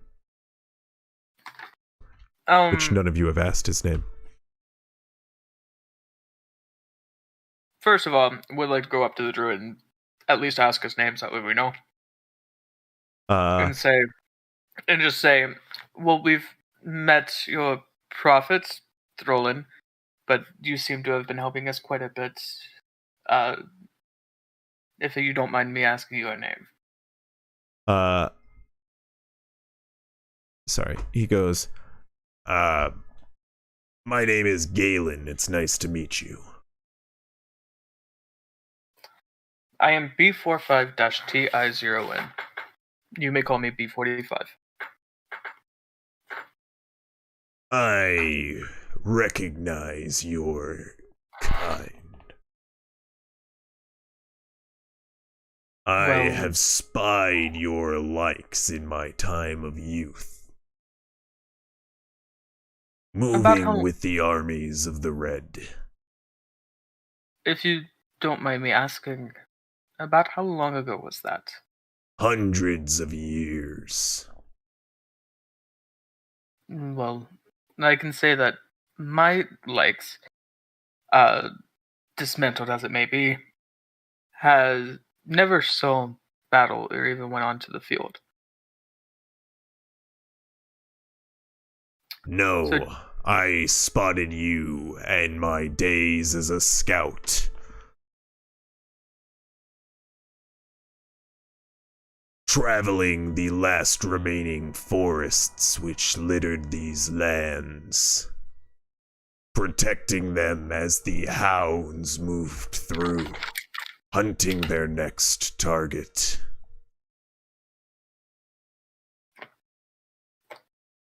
You used to train mighty foes. Yes, I do remember training them. My memory's been kind of piecemealed like my body at the moment. The memory is a fickle enemy of the mind. I will say, though, I am not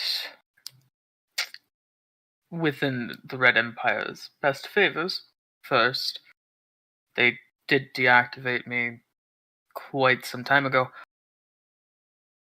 However, as they don't like me, I do not like them particularly. I much rather the candidness that you are having with me right now. Allegiances are the language of fools. That's why I'm not allying myself with them.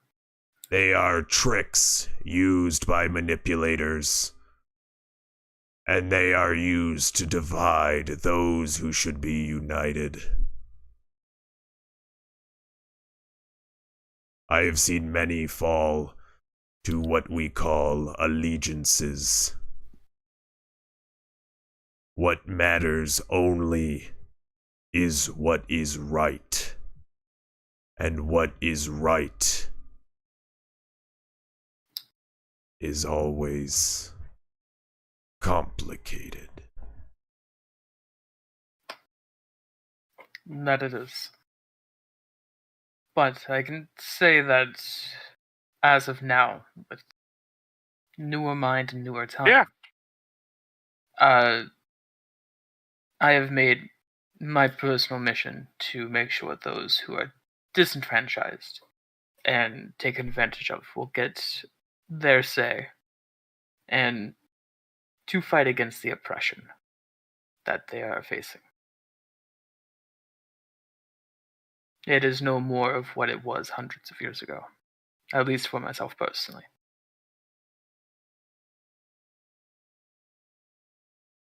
There will always be oppression.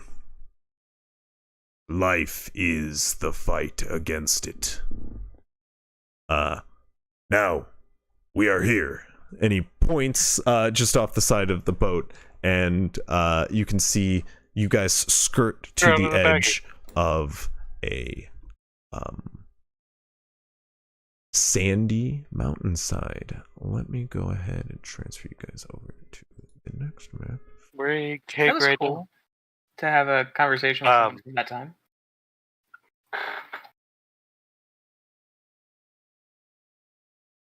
No, y'all are good. 1 second. I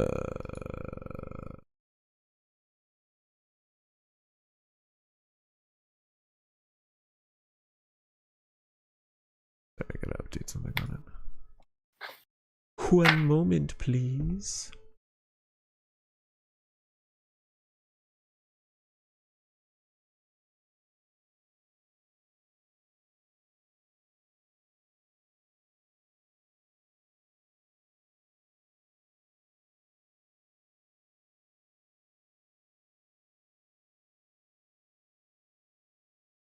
Oh, I gotta turn off vision. Here we go.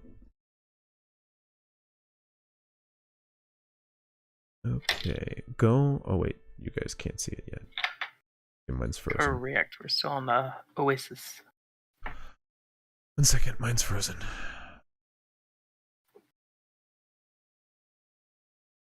Hey, I got a cake. Aw, happy birthday! Everybody say happy birthday, Knives. Everybody in chat say happy birthday, Knives. Thank you. Or else. Happy birthday, Knives. Or else. You think you're smart. Well, now I've decided which dragon is showing up. I figure you decided that whenever Smart Alex get the red dragon. Well, at least we have Gaul. We actually have something to give the red dragon. True. I wonder how many gold bars it would take to make a golden inlay into my arm, like a tattoo. I mean, probably depends on how deep the inlay is. I can't imagine that much, though. True. Yeah, I guess. Okay. Where is it? Whatever. You good, or do you need me to come cut it?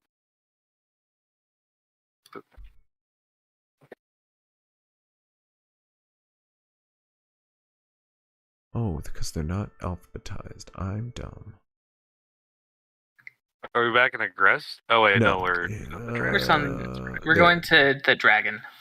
You guys pull up at night, however. So, do let me know. We are able. Can you guys see and everything? Yeah, it's a little bit dark. Yeah, it should be. There we go. You guys don't have dark vision. Go ahead and put yourselves out here, please. On left side? Left bottom? Yes. I can shift tab it if you need. Man. I do have dark vision. If your token doesn't have it, make sure to right click yourself. Oh, and then go to the gear on the side. I have 60-foot dim put on. Okay, perfect. Then yeah, you should be good. You should see. I just pull out my moon touch longsword so everyone can see better. So go ahead and put right click or do the thing on the side and give yourself a light then. So a light. What do you mean take a picture? 15 here and then there you go. 15 here. And anybody else who's doing any sort of your light. mom or whatever. I will simply appreciate the light that Bastion has created. It's a bonus action to appreciate. Oh, damn. Well, it's a good thing I don't have use it all for my bonus action. Don't. No, I want a slice of that. No, don't slam the cake in my face. Maybe do it a little bit? No? Okay. A little bit? Just touch? For the stream. Come on. No, I'd be pretty upset about that too. I really love cake. I know, I haven't gotten a vanilla cake in a long time. Right? Never get cake. Everybody's like, ooh, chocolate cake. Fuck chocolate cake. Sorry. I mean, I personally just like pound cake. Like a good pound cake is really good. I like You like banana bread. I do like banana bread. Yo. And my Just sister use the knife. hasn't made a banana bread in a while. Which is criminal. Okay, I can't find You my should just skiff buy token. bananas one day and leave them there. So I'm So that just it gets going that like ripened to state. go back to where was it? Oh boy, I forgot. There it is. Sorry, I needed to grab this motherfucker because I can't find the token. Oh, for Throlin?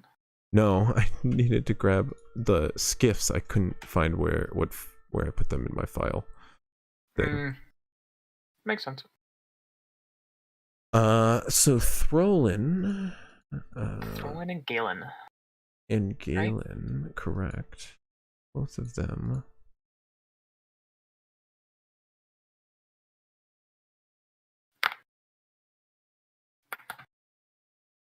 Oh, Ignacio did say that they were away from keyboard. I don't know if you saw that. I did not, so thank you for telling me. And let me see. balloons away. They also wanted to ask while we were on that throw 'em away. sands get Don't fried keep 'em back in there. about the flag that they saw near the trolls. The white flag. That was their sails. I like how you ripped it apart. Oh, their sails. Okay. That was their sails incoming. While you guys were fighting, you know what I mean? Just looked like a flag because of the. Yeah, you could only see like the top of something flapping in the wind. Understood. Okay. It was a poor perception check, if you remember correctly. I don't. And Lady Tamara, I assume you guys are leaving behind, or are you taking her with you, or what are you guys doing? Sister Tamara. Sister Tamara. Lady Tamara. Will. No, she's not sister anymore. The cult's been disbanded. That is true. It's just That's Tamara. why it's But she's not a lady either. Yeah. Isn't She is a lady. Well, not in the title. So she's a lady. The prefix lady. She's a very classy lady.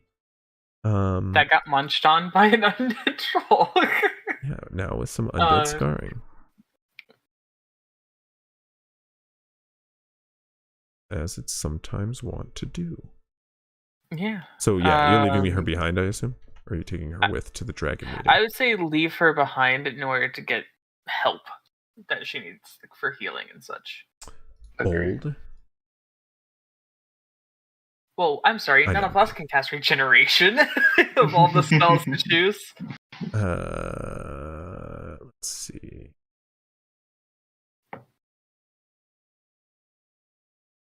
Okay, so Man, now you're making me want to have sweets. oh, that's who we need. We need Fume too. So you guys come to And Avery. the side of this mountain here. Oh, right, of course. We have Ignacio out, yeah. You guys come to the side of the mountain here. The skiffs skirt around and come to a stop at the foot as the sails are furled and the beam is tucked in. The skiffs come to a rest, and you guys each dismount. As you do, Throlin says, "Well, this is it.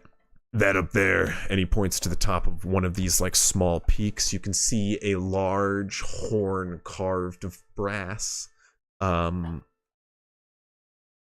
made of brass, set atop a large stone cliff, part mason work, with the head of a dragon like reaching out of a set of bricks set into the side of the mountain, and of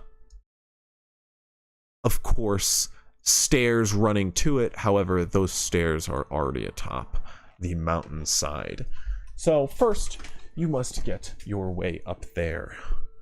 I would like to attempt to climb the cliff. Throlin is racing you there. Awesome. Can I do an athletics check to see if I beat him? Like pure muscle strength? You are welcome to try. I just think it would be fun. Yes. I agree. So athletics 17. 17. Not bad. That's an 11 on the die. I feel pretty good with my athletic scores. Well, I have to check something here. Oh, it doesn't put it there. Well, luckily, because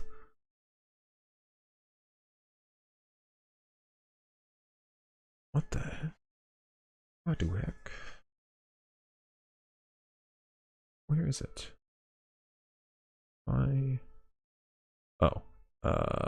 Yeah. So this man's has 40-foot movement speed. And not only that, but in one time he moved at 120 feet one round and is gone. But I will bring it down to an athletics check for you, if you will. Yeah, that would be fun. 18, Holy fuck, he barely beats me on that.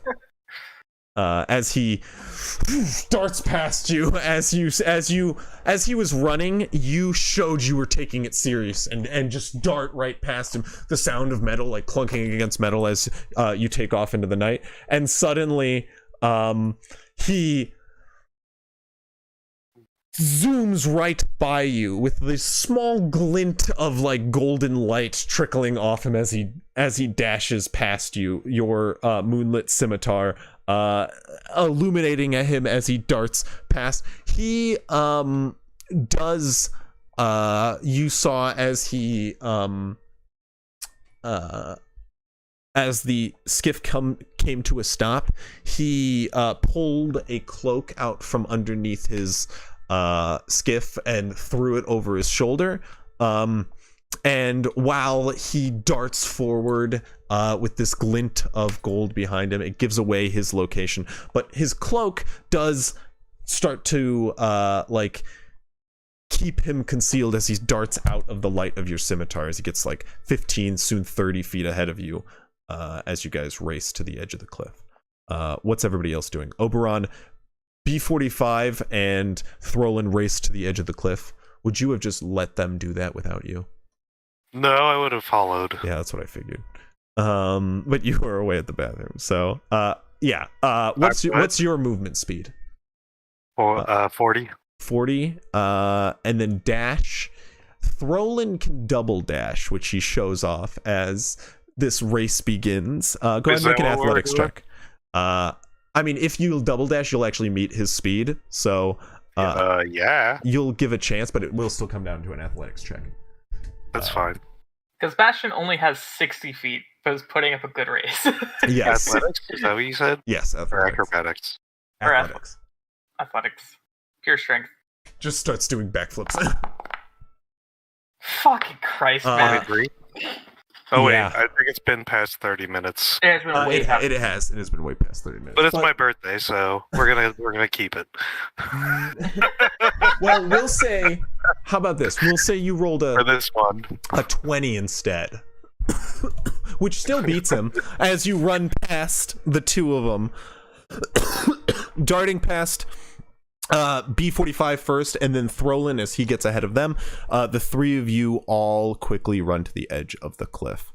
I immediately start running, like climbing up, like without breaking a sweat. What's everybody else doing back at the skiff? The Archdruid is just slowly walking.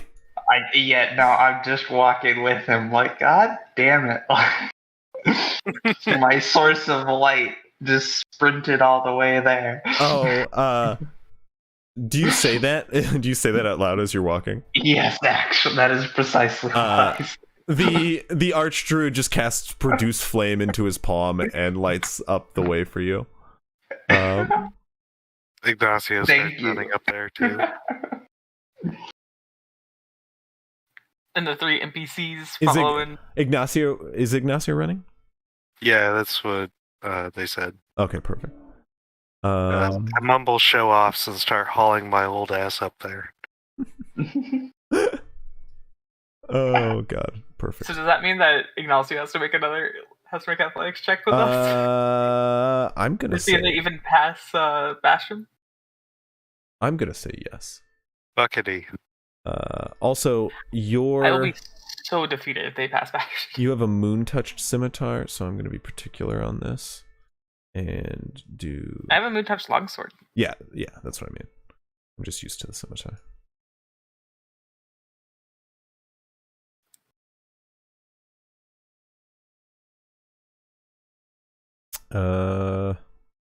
My light field should be 15-15. Nope, that is way too there. extra.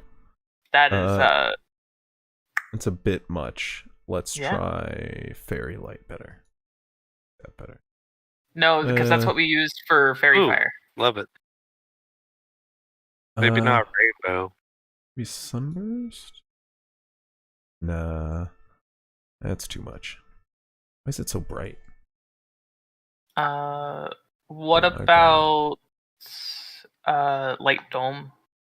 Oh, so Mostly light, maybe. so 15-foot bright, it should be 30-foot dim. Just so you know. It says 15-15 on the item. Well, yeah, it's 15. It's 15 extra dim, so it goes an extra 15 out. That's my normal. Yes. 15. Okay. But yeah. No point in fussing over this. Go sleep. Fancy lights. Jeez. That's so weird that it extends it so much. That's because I did 30-foot bright. Here, I changed it. There you go. Okay, perfect. Okay, so at least we have the lighting animation for whenever it's on. Yes. And that's more. But yeah. So, Ignacio can make an athletics check. Oh, that teetered on a nat 20 for me. Insane.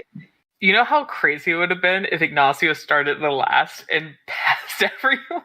But yeah, Fume, Avery, Hoffs, and this and Galen just all slowly make their way as you guys are already start climbing. Yeah, both of you make second round of athletics checks for me. To see who gets up there first. Yeah. Throlin is just gonna go into a rage. Wow. You watch as he. Oh my god. No, I'm using inspiration for this. I'm using inspiration too. Fuck this.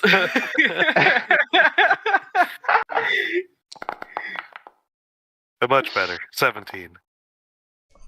How? Oh. Well, yeah, you guys start. Do you actually can you run up vertical surfaces yet as a monk? This might easily be a win for you. I mean, I'm a bear. I just mean like true. I mean, I do like a climbing speed. Also, he's a barbarian. I don't know. That's a really strong guy. Good. Let's see. He's a monk. Are you talking? Yeah, I'm talking if you have like wall run yet. What is it? No, that's. No, I think Actually, I don't. unarmored. That's at 9th level. That it is. Okay, perfect. Yeah, move along vertical surfaces. Really at 9th? Yeah, it's I don't really at 9th. see it. Oh, okay. It's Yeah. part of unarmored movement. Along vertical surfaces Right. Yeah. Okay. without falling during. Yeah, the that's movement. 9th level. I guess I'm too used to the high level. So that, I think that's just moot. Like, you don't even roll at that point. Yeah. But you don't have that yet. But yeah, you still race to the top. Quickly making your way up the wall before Ignacio can even get to the stone at its base. He starts walking up the side of this like steep stone as you guys are halfway up this large 70-foot climb. You guys, honestly, with all those athletics checks, this was going to be this is a Those 3 years shaved off from the wild magic sure helped. Ignacio, I need a second athletics check from you, as yours was just to run over there. Okay.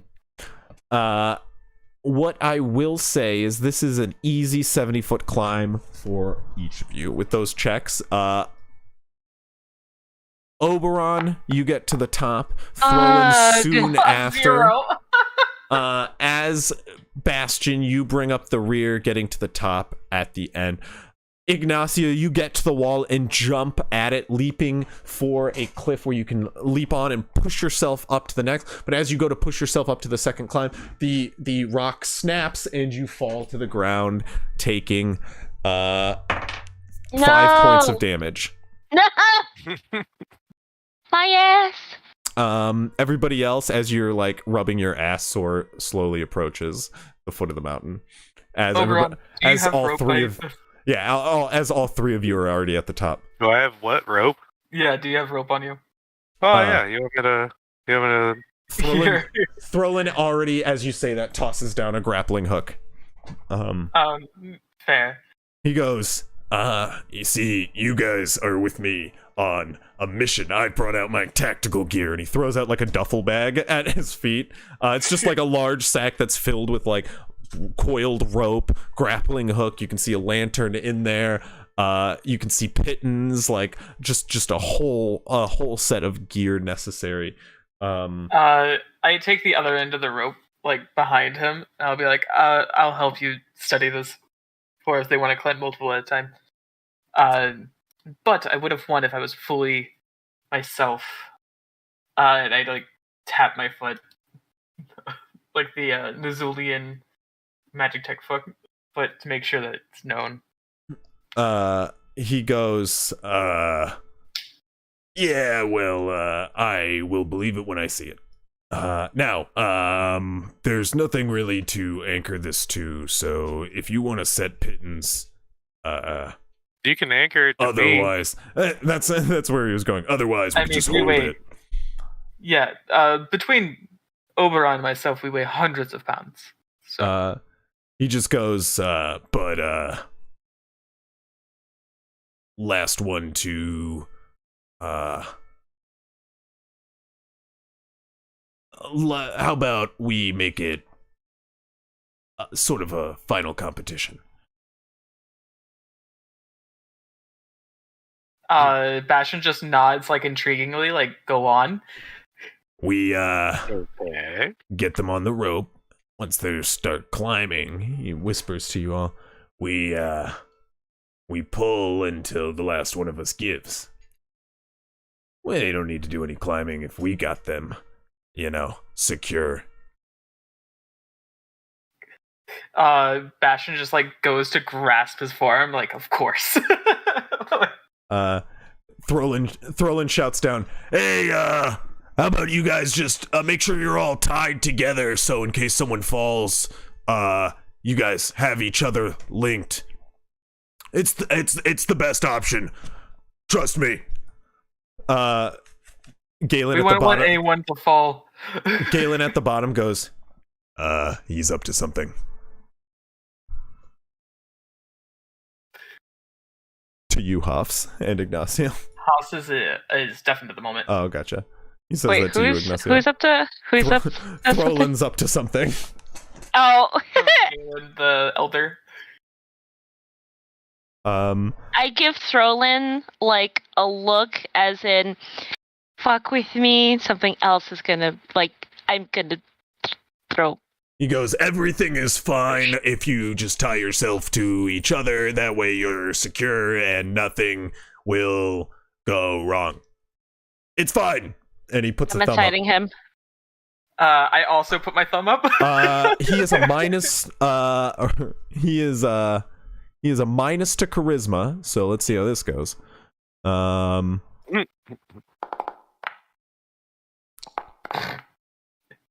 Wait, do I He give is him just like advantage shitting for eating liking grin. him? What? Do I give him advantage for Yeah, if you going on how with do how do you give him advantage? I just You also the entire time I've just been like, it's the best idea, and he puts his thumb up, I put my thumb up, like there's no reason to worry. You guys are safe with us carrying you. Just all three of them thumbs up at the top. All of them look guilty. I mean, I still didn't even understand the competition, but that's okay. I'm still going along with whatever's going on. I don't need that. All of your shit outside of character, by the way. This is gonna be pulling up 5 people at what they're all gonna be linked up, and he's just gonna once they start climbing, he's just gonna have you guys pull them up, and the last one to give gives, because there's very little chance you guys are gonna be able to pull up over 1,000 pounds of people. Well, you would think normally. I have half of that weight as my carrying weight, so yeah, I'm just saying, I mean, even then, this is up a cliff. There's no pulley system. There's no Oh, I get it. We've had this discussion on different campaigns. It's gonna be fun though. I like Throlin. This is basically first person. Once your knee collapses, you give on the pull. The first time is what it is. there's a chance none of you will drop it. There's a chance you'll all tie, and you guys will just pull them up easily, depending on your strength checks. Is basically what it is. But yeah. So, do you guys tie yourself to the rope he dropped down? Yeah. Yeah, there's nothing else I can do. Oh, the people down below. Yeah. Let me. Yeah. Okay. Well, as you all tie each other, Fume brings up the end. Fume is not light. I want to be clear. Oh yeah, he's rock. He's molten rock. I understand this. You mongoose. But luckily, Avery's pretty light. I mean, they still carry a lot. They balance out. Well, Well, they don't have most of their shit anyway, so it's yeah, fine. yeah, that's true. I'm a very skinny old man. I need you to be gentle. My bones are brittle. Speaking of all your shit, Bailey, stop! Oh, Like I digging dropped. down the back of her bed. She dropped a ball. I dropped the heaviest things that I have. Also, I need to edit the weight of this because it's not included as equipment because it's just part of my. Okay, so what are you doing? I just dropped the heaviest things I have, so like the gold bar, the bars of iron, stuff like that. You're leaving those at the skiff? No, like once I get up on the top of the cliff. Oh, okay. To give me less weight, so that way I can pull more. Okay. Can Well, I... they're all linked up. Each of you make athletics checks as the pullers. Can I use daggers to like dig them into the rock to help me? Dig you? No, because you think you're climbing. So I mean, you can do that, but you're gonna quickly find out that it's futile, and you're gonna need to make a separate check for me. Okay. You Do guys I aren't roll gonna an be advantage with at the rope? We'll get to you 1 second, Soggy. Okay. I just asked for the athletics checks for the people at the top, please. I have a question. If I use my action surge, can I get advantage on this? No, that wouldn't give you advantage. Okay. Not in this situation. Oh, 25? Nice. Didn't need advantage. This is athletics. Yeah. Athletics. yeah, I did athletics. No. My I know. I'm just best making sure. thing. It's the only thing B45 has going for it when it comes to rolls. Why is he... Oh, he ties with me. Yeah, I need you people at the bottom to make dexterity saving throws for me. This is a fun, just the meatheads having a shitty old time. Dex save. Just as a normal? Yeah. You go out to pull out these knives to help you in the climb, and nice. Good stuff. Ah. The No, not bad. left good Not bad. stuff. If I no, you Can guys all get up without damage. As you start to climb, Hoffs, they let you go first. Avery, What about the kid? I just realized I didn't do Avery's. Without damage, you say? Well, there is one of you that already took damage. So Avery leads the way. As well, no, what'd you roll, Ignacio? You 20. You said 23. Nat 20. Yeah, you're good. Avery gets up first, followed by Hoffs soon after. Ignacio in the middle. The Galen behind, and then bringing up the rear is Fume, tied in as the anchor. He just begins to climb before you all feel a tug. Avery immediately tugged to the side, and you watch as their head hits a rock suddenly. They only take like 1 point of damage, but they get yanked quickly up, followed by Ignacio. As you get a few daggers in, you're just yanked upward, holding on to all your daggers. Hoffs, you do too. Quickly ahead. The Archdruid is fine after, and Fume also takes a quick 6 damage as he's beaten across a couple of rocks, bringing up the rear, not even touching the edge of the cliff face along the way up. You guys all get to the top quite quickly there as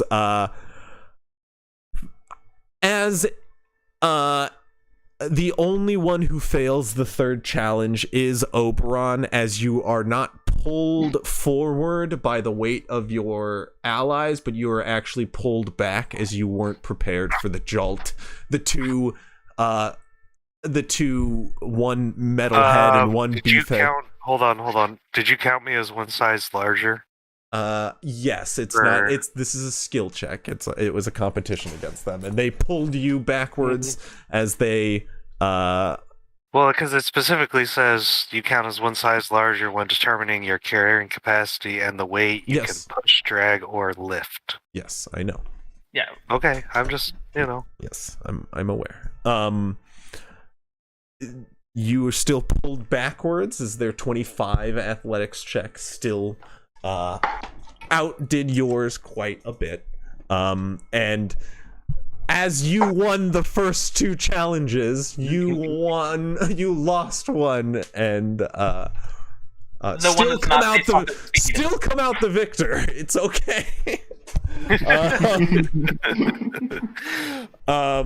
But the other 2 win one, and they share a look and a nod in solidarity. Like, that's something in the end. Ignacio also shares a look, but this one of just like fear. Like, I can't do this shit no more. As I assume the 3 of them get 5 glares from the cliffside from everybody attached to the rope. You can just hear quickly unattaching myself from said rope. You can hear I don't want to be attached to the rope when more stupid scratches shit is his done. neck. 1 second, one at a time, please. Belle, what were you saying, Hobbs? Oh, I was just saying I am unattaching myself to the rope because I don't want to be attached to the rope when they decide to do some other really stupid thing.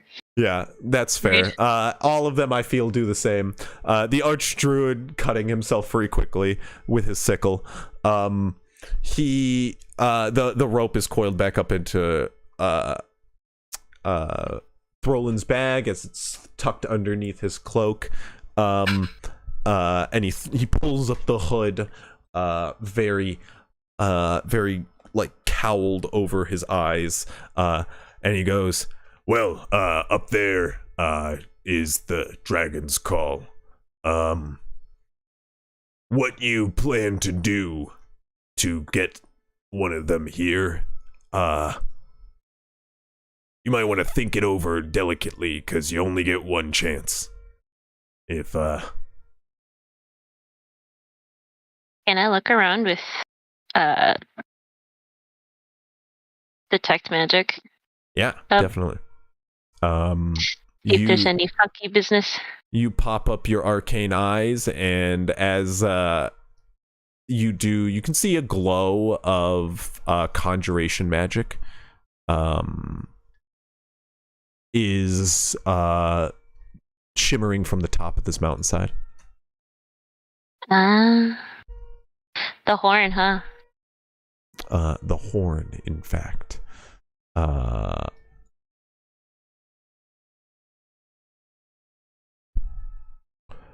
But as you guys get to the top, Throlin as well as Galen already start moving in its direction up these stairs.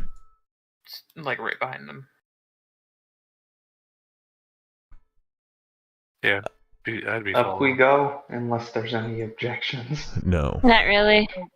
We are I here. feel like it would be a little late, really. Hey guys, actually, I would like to not do this.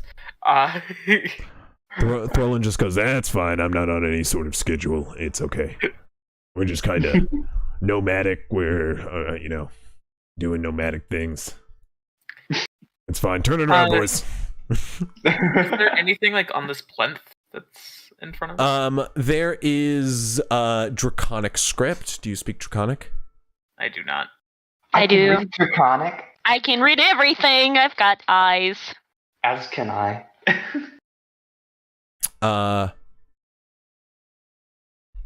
It says in Draconic along both sides of this plinth, an offering to the one that's called. I'll And we don't- read it out loud, and I'll say, like, I think whatever it is we're gonna offer to the dragon when we call them has to be put here. Do we know what offerings would suffice for Gamora? Mira. Galmiria. Amira. Miria. Mixing up. Miria. I can send them to you also. Thank you. That'd be great. We only know that's the copper one, correct? Correct. We know gold and wealth is good for the red one, but I actually don't know about the copper. 1 second. Let me go ahead and send you these real quick. So Galmiria of the Setting Sun. It says the fume is unconscious. And Bulkarak, the Looming Flame. Bulkarath.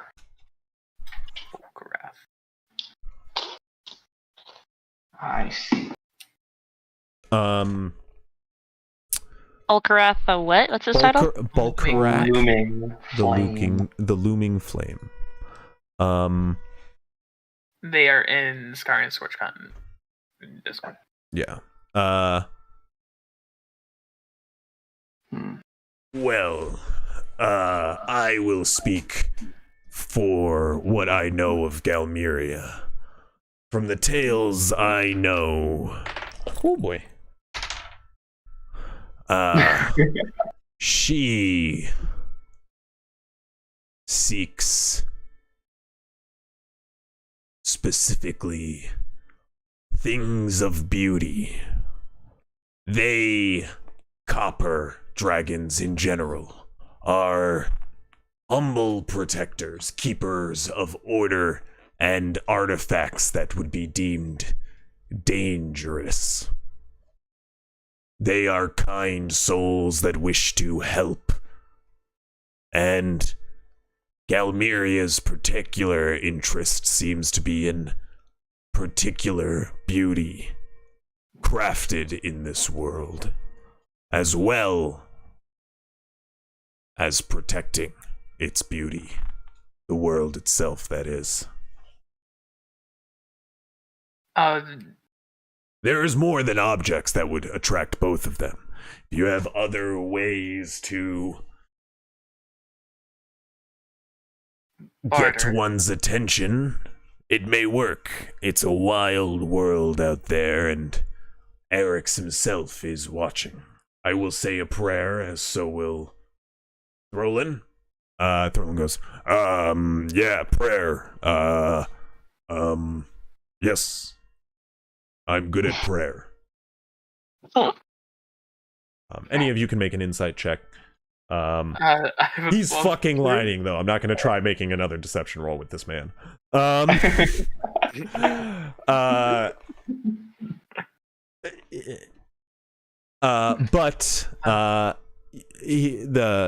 Archdruid continues. But then there is still the call. If one of you will step forward and speak into the horn. It is a brief call that is echoed amongst the mountains, and what it is can ring to the ears of beasts for miles. This horn is designed to seek out that of dragons. And should the performance whispered into its reservoir be of such beauty it may get Galmiria's attention, then maybe that will do.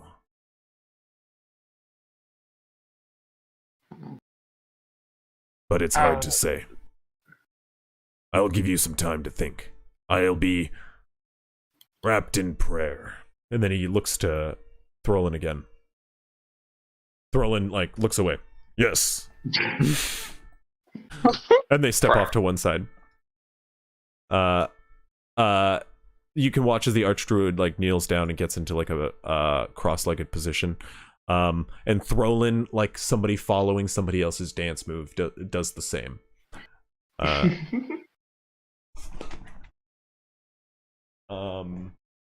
But yeah, what are you guys doing? I think that we should try for Gamiria at least. But how? Mainly, well, she Does wants anybody things. speak dragon? Yeah. Do you? Yeah. You get I speak it. wow. Well, go call us a dragon. Well, we gotta figure out what we gotta give it. What is the sacrifice, for lack of a better word, or offering that we will give towards Gamiria? We heard that she is interested in things of beauty, but beauty is a much more fickle thing than wealth. I'm sorry, I'm blanking on the druid's name. Galen. Galen. Galen? Galen. Yeah, I mean, Galen was saying, you know, something as simple as making the call itself beautiful might be enough. But Eyes closed off to one side, still in his praying position, he like speaks up. Multiple approaches won't do any harm. agreed. If she thinks of things crafted as beautiful and wants to protect the world from them, from things that could be considered dangerous. No, she wants to protect the world and likes things that are beautiful. Oh. All copper dragons are like benevolent creatures that like to be valorous protectors. But like pretty things. But she specifically is known for liking pretty things. Based on this druid's knowledge. I have a few things that we have from the Violet Citadel. I have this mug, which has jade embedded into it, and the cushion of the throne. Oh yeah. I took nothing that I would say is beautiful we also do in have any sense of the word. We also do have a bag of gems. Dragons always like gems, don't they? Oh, are they beautiful gems? Like, are the gems just like are they cut well? Do we know, or are they just kind of like beautiful food? You could probably do that overall. With rations and I don't know, what do we have in the way of food with us? Not much. Probably not much. But I do have we have some velvet. Yes, like I have the velvet cushion from her throne. From Dolores' throne. But we also have this large topaz. As well as amethyst and amber. Fume goes, we could all chime in making Oberon, or helping make Oberon food. Or help. You know what I'm trying to say. Helping Oberon make food. Yes. Yeah. Yes. I can make a fire upon command. I can attempt to track something down. We're in some mountains. It's best possible place. There might be more goats. Yeah. Or there may be fish, like walking over to this oasis.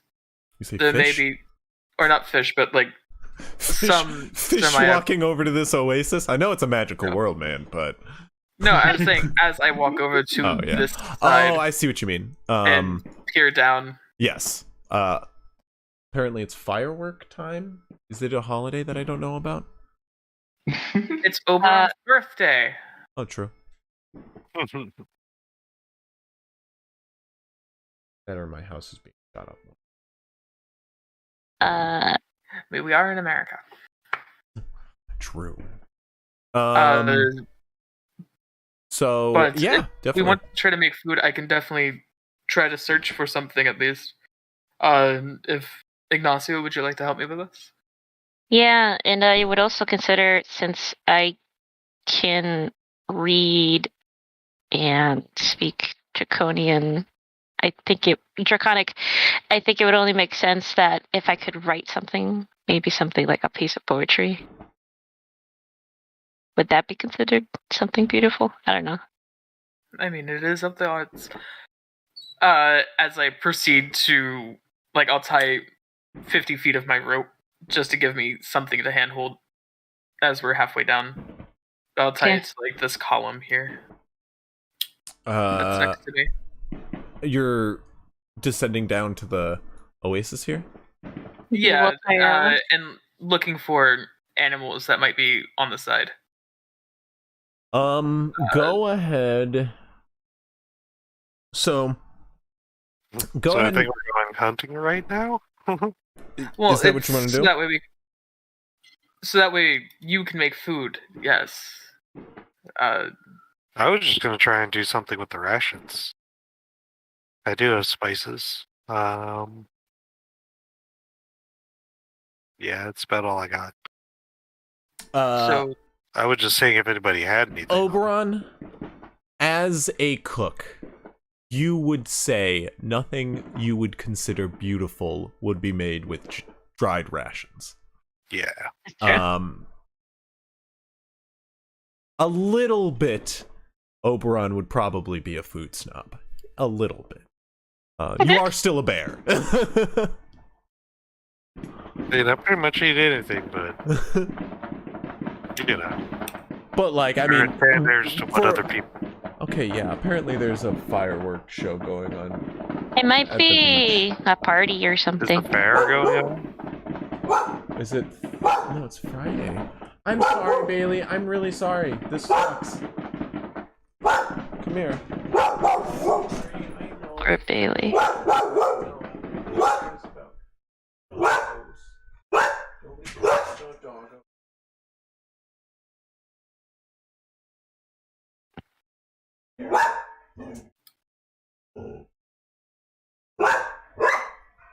Just don't care.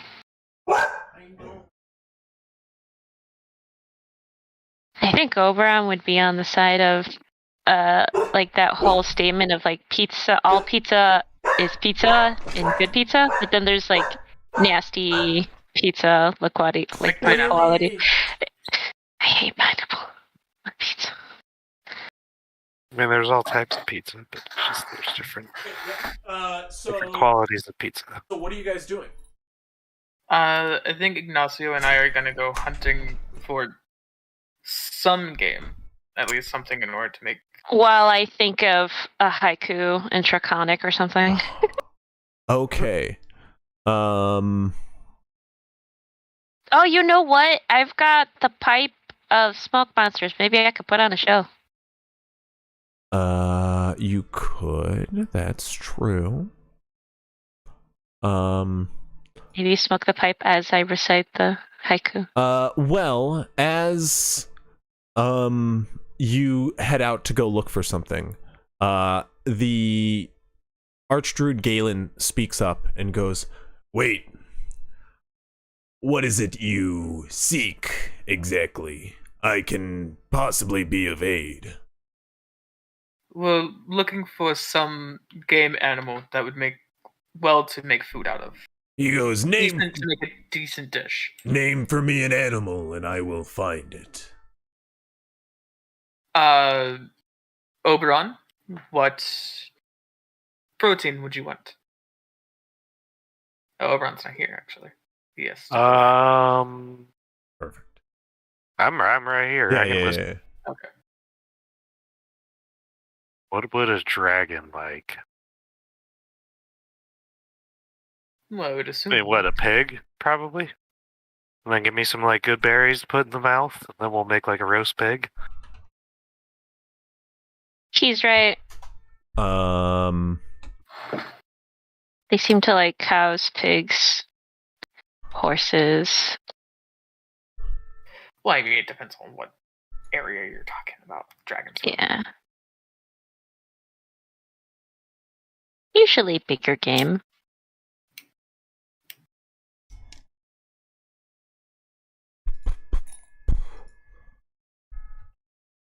One second. Thank you, Chris, for looking up the fauna that is nearby here. Well, yeah, that's why I would probably. He would tell A you. boar. Well, Sorry. a boar is not exactly common around these parts, but I can find you, maybe like a gazelle or, an ibex. I should be able to work with that. You watch as he extends his hands up into the air, and like a coalition of clouds slowly begin to loom down from the sky as his eyes go entirely white, and you can just watch as birds start to pan out from within the clouds as he just stands there for a moment, shaking his hands dramatically. He chants in like a sort of abyssal language that no, he's just, yeah, what's that now? I can understand Yeah, it's still just chants that like wouldn't make any sense. So good to know, thank you. For future reference. As he, I know what you know. You don't have to tell me every time I bring up a language, guys. The eyes continue to be white for a moment before he goes, There are a number of ibex currently grazing at an oasis just north of here, on the other side of this mountain range. If you head fast now, we should be able to catch it. Come with me, one of you who will hunt. How the fuck you do that? I immediately just start walking with them. he casts the spell Locate Creature.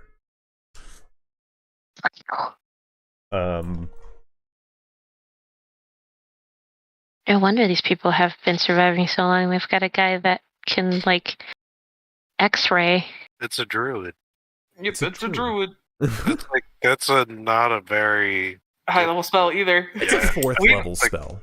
Is it 4? So cool. Technically, 4th level would be one of the lower levels, because the 5th is technically high level magic. If you want to go by that classification. But 4th is close. It's not low. I don't know. I'm being particular. It's a normal thing for a druid. Ignacio has lived in the city for his entire life. I don't think he knows anything. You're talking about. Exactly. I don't think he would know anything about that. As you say that, Throlin goes, I too have lived in my cities my entire life. This whole living out in this deserts thing is pretty new to me. Well, I think you've been doing pretty good, Thrallin, and I'll give him a pat on the back. Oh, I know I'm a master of it. I pretty much pick up everything perfectly on the first try, and yeah. Oh, most definitely. Like mm-hmm. God, you're fucking... He like slightly patting his own narrows back. his eyes at you. Were you being honest? No, definitely not. Do you want me to make a deception roll? Oh, yeah. Okay. Yeah. Yeah, how's that deception go? Nice. Okay. For a He total goes- of, what, 28? He nods. I'm like making fun of him, but in a like I'm hitting on you way. It's funny because he actually has expertise. He actually has expertise in insight, but I mean he doesn't have that good of a wisdom. So he's got expertise, and still, I mean, it's not gonna beat that. But he like narrows his eyes at you, and he goes, He "Good." thinks And, I'm like, hitting on him. He puts his like hands on his hips and stares out toward the horizon. I just like thinking that Ignacio just fucking bless his heart hit him. Like, Oh, I did. Oh, I did. Just bless your heart.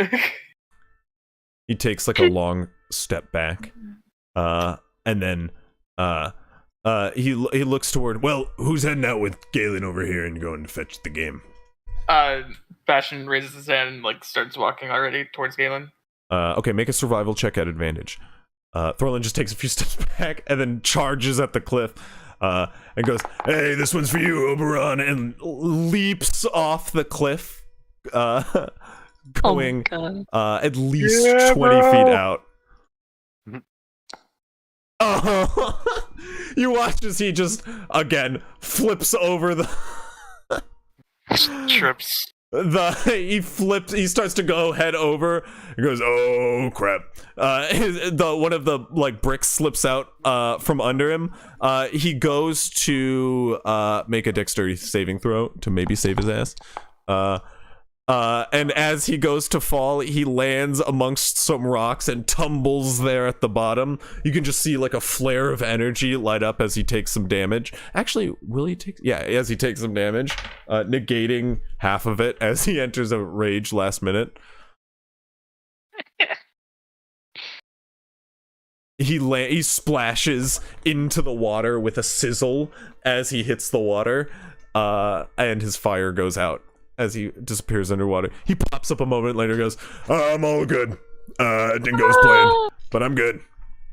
Ooh, firebrand! That sounded patronizing. I wink at him. That wink felt patronizing. He doesn't know. But the 28 This deception? is a Come on, separate he would know. deception. Oh, okay. That's fair. That's fair.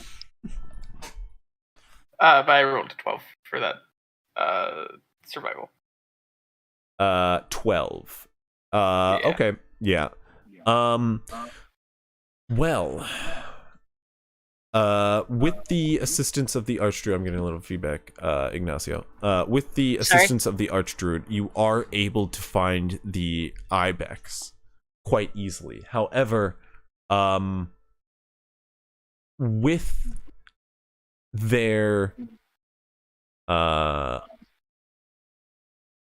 upon approach, you guys are not able to help but startle them, as these are not verdant mountains and there is not much clearing to keep concealed. At the same time you crest over to see the ibex for the first time, one of them spots you and starts darting off in the other direction.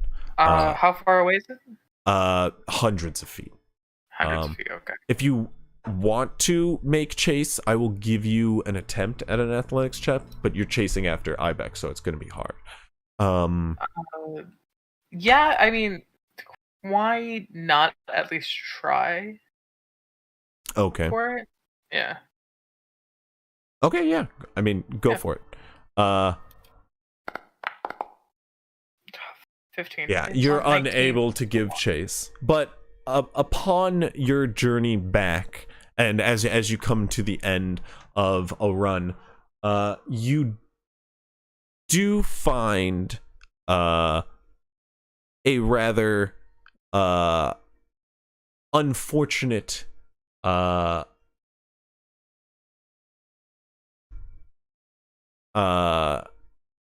Jesus, what's the fucking name of them?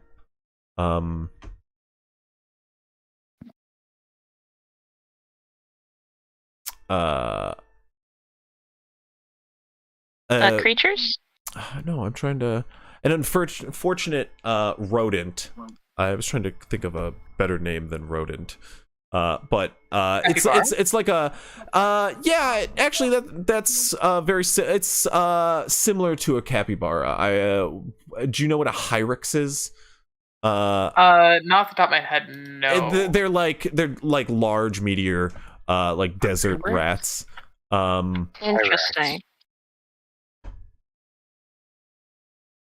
they're like these fat Oh, mice. I see. Like a Pikachu. Oh yeah. Yeah, they can get rather meaty, and while you see one in a clearing, I mean, this is up to you if you would bring it back. But they are like you can chase it back to a hole where you can find a pair of them. You say Is Galen Pikachu? with me? Now that you say Pikachu, I feel heartless. Is Galen with you? Yeah, like has Yeah, he caught up Galen's to me? still with you. Okay. Yeah, he does come jogging up a minute later. Pikachu is based on squirrels, though. True. Yeah. Fuck, I had something I was gonna say and then I blanked on it. It's contagious, Chris.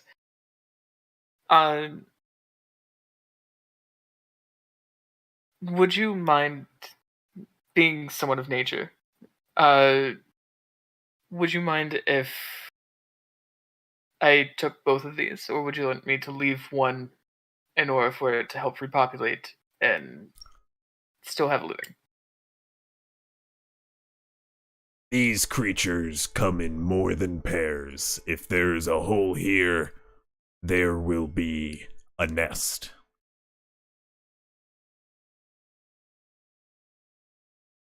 Okay. They Other than being- live amongst rocks in these mountainsides, in holes and crevices, all over the place. Understood. Is there any other large game nearby that you can possibly spot, or He points to the sky where you can see carrion birds. probably won't make the best of food? They make, with the right cook, they're rather good in a pinch. You can see these people have been living in the desert for some time. There's not much option for game out here. Yeah. And B45 being from the desert would also know that there's probably not much of a slew of options to choose from. But yeah, I would. You can I would try to, easily like- shrew. That's the word I was looking for. I was trying to come up with shrew. I can come up with. You came up with the more obscure I know, animal right? by far. I know. But yeah, I would try to coax them out with using one of my dried rations. A shrew is more like climate appropriate and size. It's just like a type of shrew. Yeah. But yeah, trying to coax them out with using dried rations. Oh yeah, you can easily catch these, especially with the assistance of the druid. It's not going to be an extra check from you, but yeah, you can bring back a pair of these like large rodents, shrews. Yeah, I wasn't trying to say rodent because it doesn't sound good for like a food, so I was trying to say large shrew.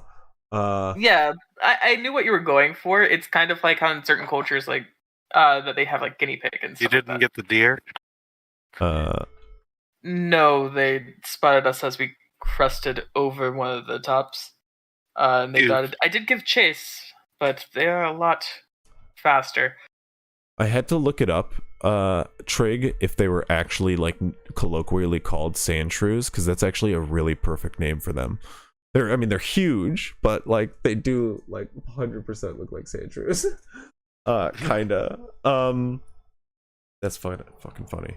Maybe that's where sand shrew comes from. I'd have to look that up. Anyway, from a shrew? Who would have guessed? No, because they are Hyrex are desert creatures. They do live under like collapsed rock and arid deserts. Sorry. Anyway,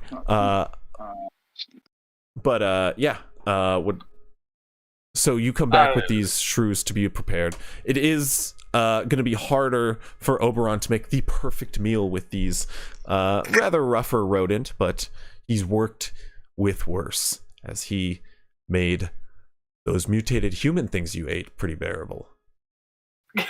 Remember when that happened? Remember when everything was really please don't remind me. Please don't remind me. That was dark times. Dark times. Not a wonderful Everybody arc. has flashbacks. They're like, yeah, I'll take Sandshrew, please. Oh yeah. B45 is just like, man, that must suck to be squishy and meaty. So you come back with a couple large rodents. What's anybody else doing or preparing for this endeavor? I am actively writing a haiku and trying to make the pipe work so I can put on a show for the dragon. Okay. I actually have a haiku to recite if you want me to give a haiku. Of course. But that'll come at the performance, I assume. Because something needs to be uttered into the horn. The second thing that I bring out is the 500 GP topaz and asking, would we want to use this to better put our favors? I mean, anything to get this. I'm sure Fume would say, yeah, definitely. So I'm all for it. Okay. Wait, what are you putting up? The 500 GP topaz that we got from the from Violet Citadel. He goes, Fume goes, I think something should be offered up of value. I think I have a peridot of the same. think actual value is important. Mm-hmm. What color is the peridot? Paradox I think are topaz green. We want to attract the better gold because- dragon. We should give up a bar or two of gold. Well, they it's aren't not gold. gold. It's She's copper. a copper dragon. Copper. Topaz Peridot is closer to that. green. Yeah, peridot So is green. topaz has a copperish color. It is yellowish green specifically. It's almost like the. Yeah, Peridot's green. My gem book says yellowish, deep yellowish green, transparent variety. Yeah, you could say yellowish green. Yeah. Well, I should have asked this question because it's a question I haven't had to ask since playing Ava. What color variant is the topaz? Is it closer on the orange or closer on the yellow? Let me. Because that is a question I did remember that I had to ask all the time as Ava. Fuck. I also have 2 different topazes, so I'd like to know just in case. Apparently, some characters of yours have color preferences, Chris. I will say this much. The Earth's mantle is not red-orange like we've been led to believe in a lot of the books that we read growing up. Craig, is that really what Hyrex are sized as? Jesus. Ibex are big. Yeah, they're pretty That's why it's the chunky perfect- fellows. Yeah, they're like 2 to 5 kilos? Yeah. they're like one of the best, most reliable source of proteins in a desert mountainous region and an arid mountainous region. Of course, Chris would know that. Anyway, the Earth's mantle is actually green because it is made out of peridot. Yeah.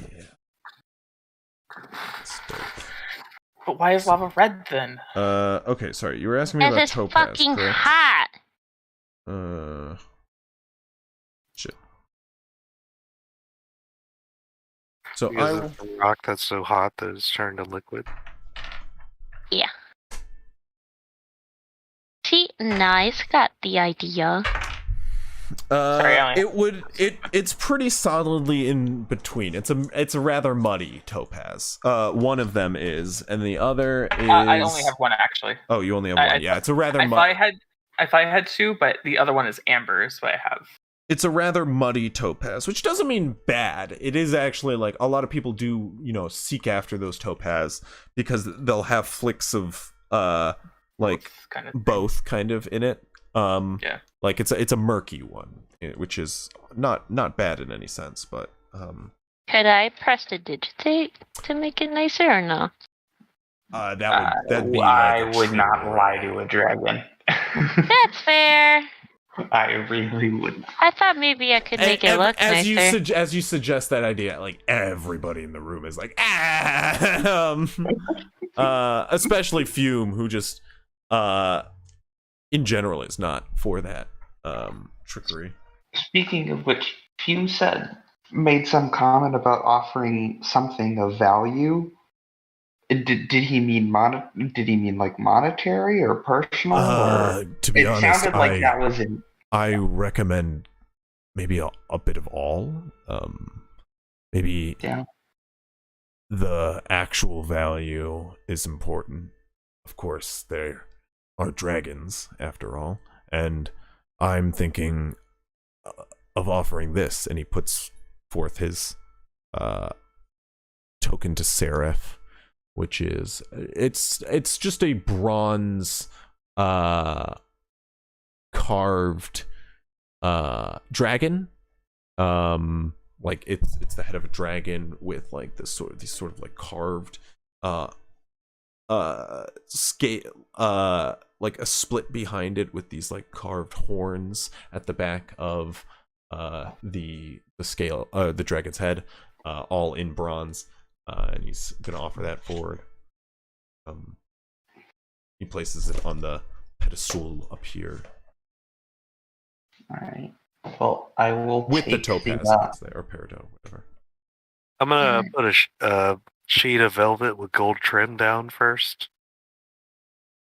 Okay, like put it on the fancy pedestal. Yeah. Before. Okay. Classy. Before they do that. Yeah. Yeah. A tablecloth. Well, I will pull out my spell book, and I have my badge of the savant on it. So I need to spend spell slots to take it off, but I'll spend 2 spell slots to unattach it, and then I'll put that down. Put a tea set down. Okay.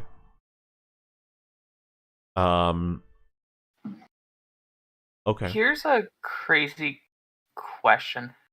Yeah. Could I remove my arm blade? That was installed on you? Yeah.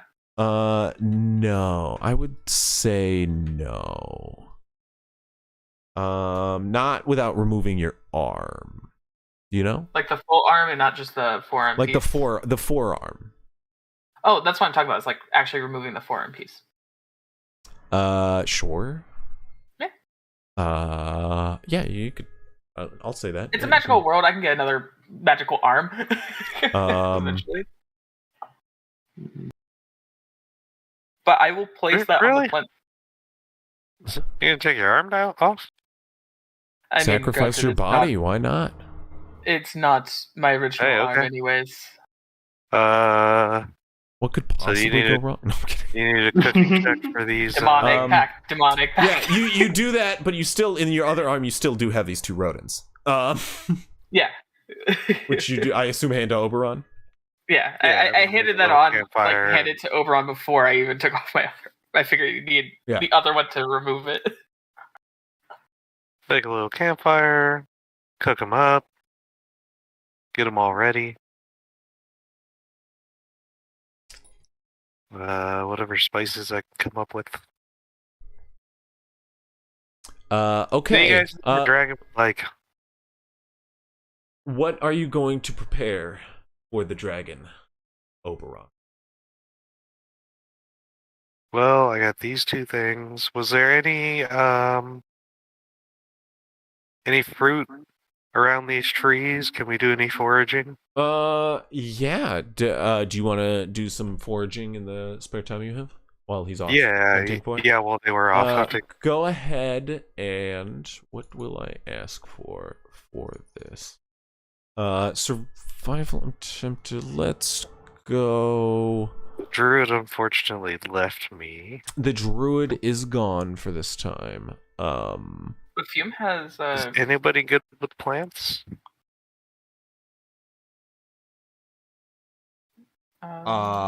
Avery will give you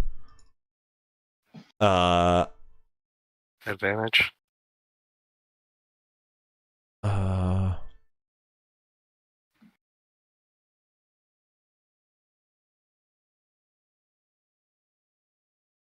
One second. I know they have something for this. Guidance. Well, they will give you guidance one way or another. All right. Sweet. But they have something because I thought no. Thought they had a bracelet. A bracelet? Yeah. What? Let me see. Do they have a bracelet? What does bracelet do? From forever ago. One second. Like an item? Yeah, think when so. it was from loot. The necklace of adaptation? No. No. No. No, Wait, I thought it was something from fair. their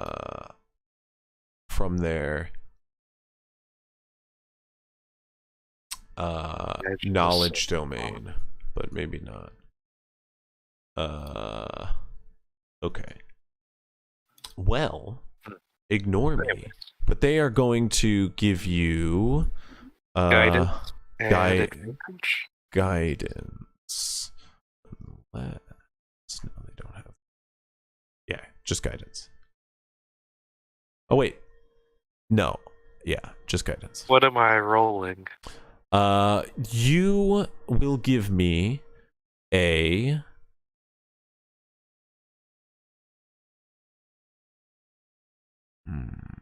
survival check is fine.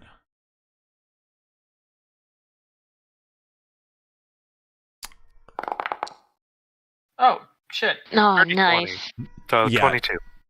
You can find ample citrus and a few bananas around the oasis here. I think it's banana leaves, right? Mm-hmm. Those are the big. Yeah, I can wrap them up in banana leaves and maybe make like a what do we have? Citrus. Mm-hmm. I'm gonna We have a use couple that citrus to fruit. like that as well as like seasonings for my pouch. Probably like 2 or 3 different seasonings from like pepper, salt, obviously. Gotcha. Yeah, you have a full rack of magical. Yeah, it's so 10. Okay, so it's go ahead and not give that me great. a Constitution check with proficiency at advantage. Hello?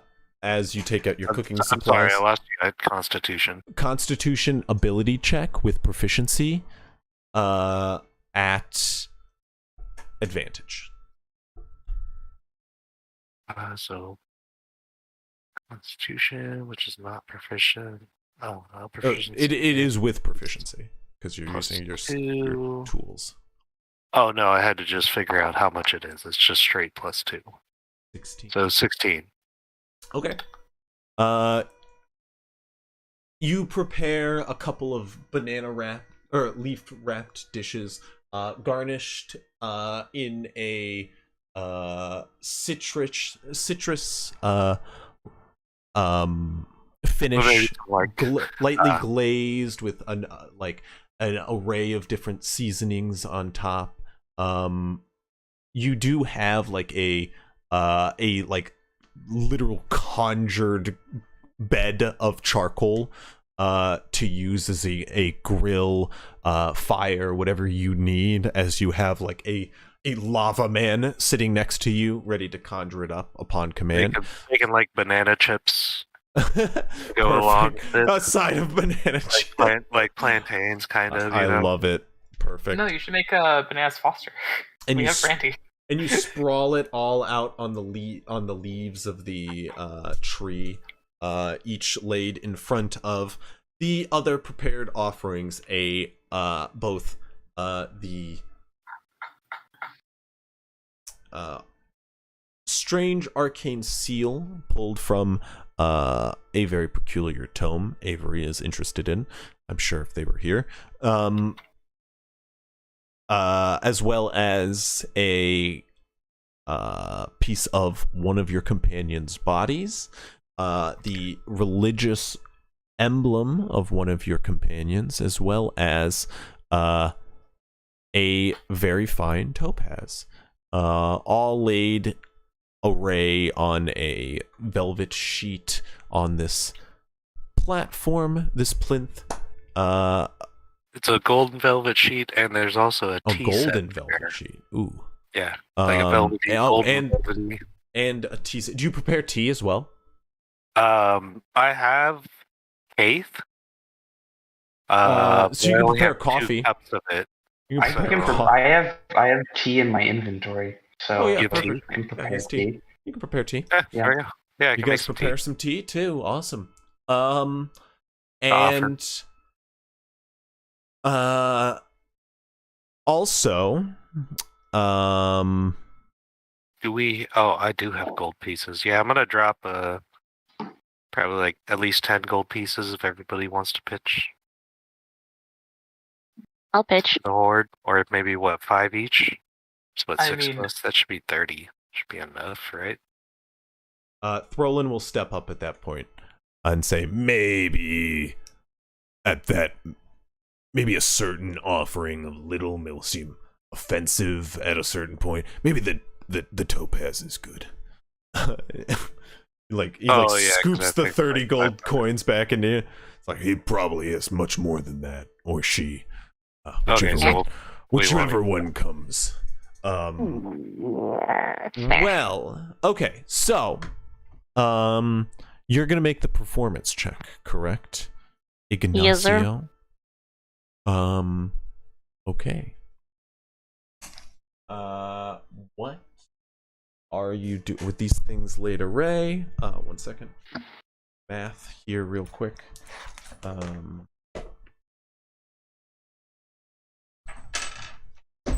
Okay.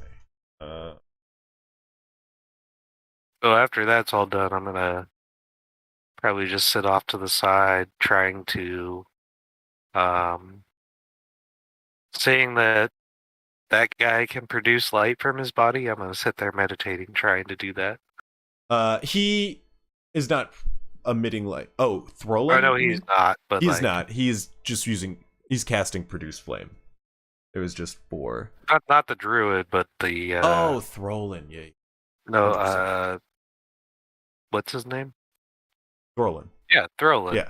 Yeah. Gotcha. Yeah, Gotcha. Kind of as like a beacon for the dragon. Gotcha. Well. Might Might not work, but hey, I can sit there and meditate at least. Oh, okay. Gotcha. 1 second. Sorry. Let me do the math.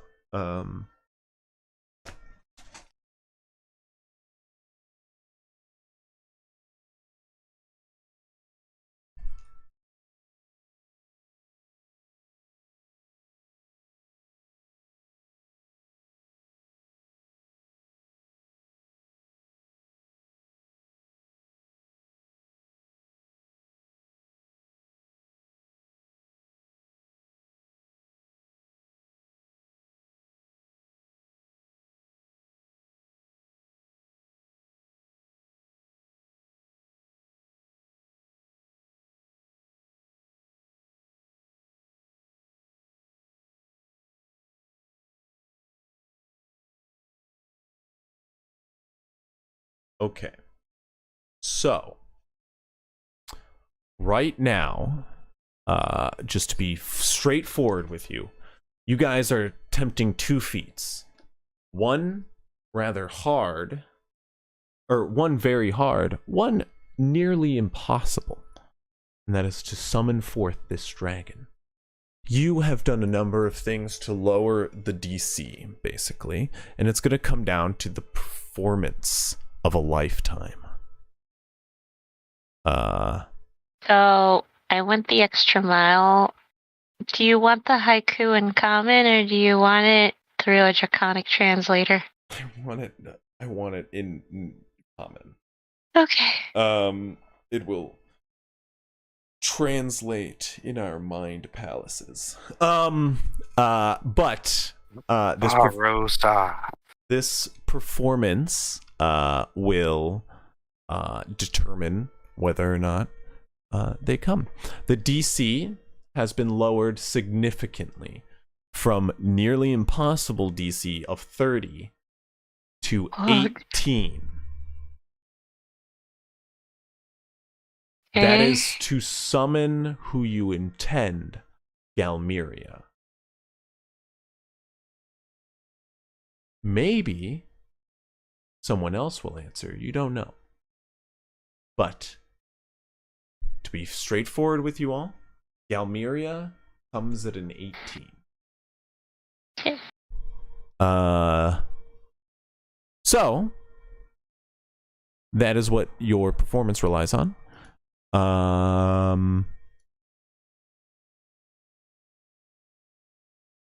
Yeah.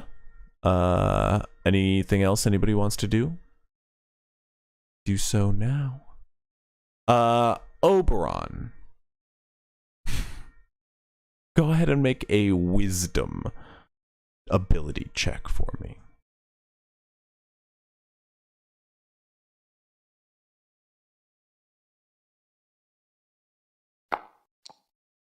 That one. Let's go. You sit off to the side or into the center and try to focus to light yourself aglow in the night.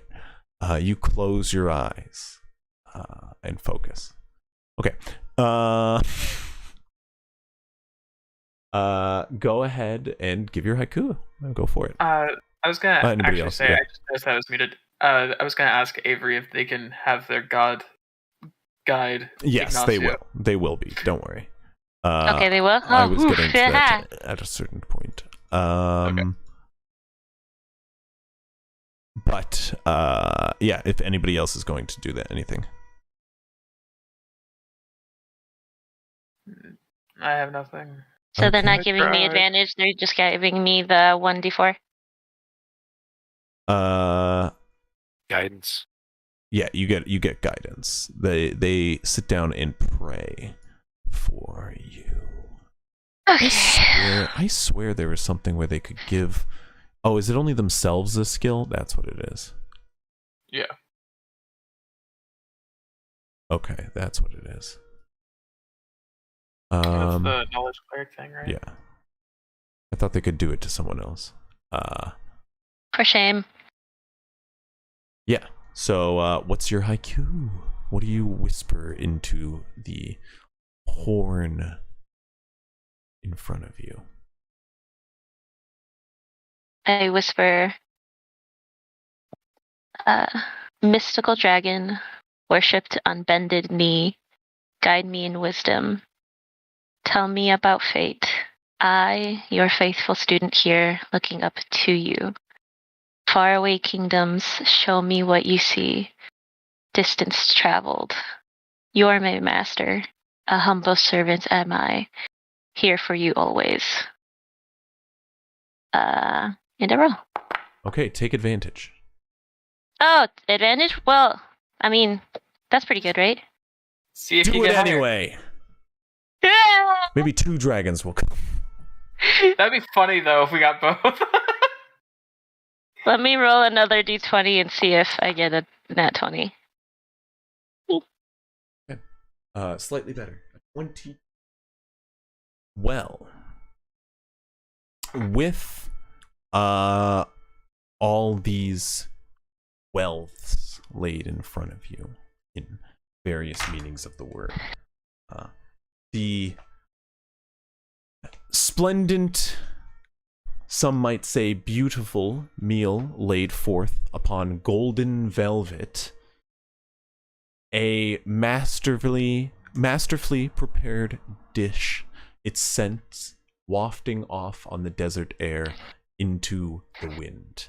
On that wind now rings draconic words, warped so alien now that it makes no sense to any of you, should you even speak the language that it is whispered in.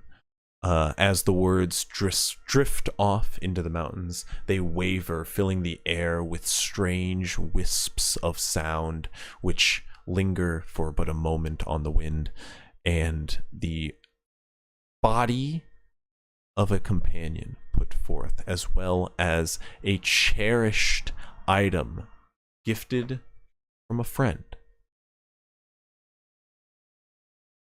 laid next to a diamond, or a gem of great worth, as well as a holy relic, or a holy symbol dedicated to a draconic god. As the horn rings out into the night,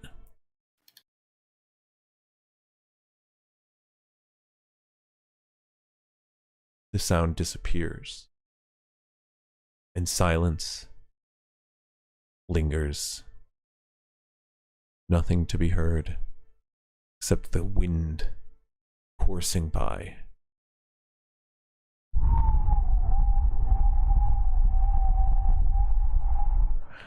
Is all that can be heard as Oberon, you sit with your eyes closed for what feels like ever, waiting for some sound of hopefully beating wings to come out the night sky.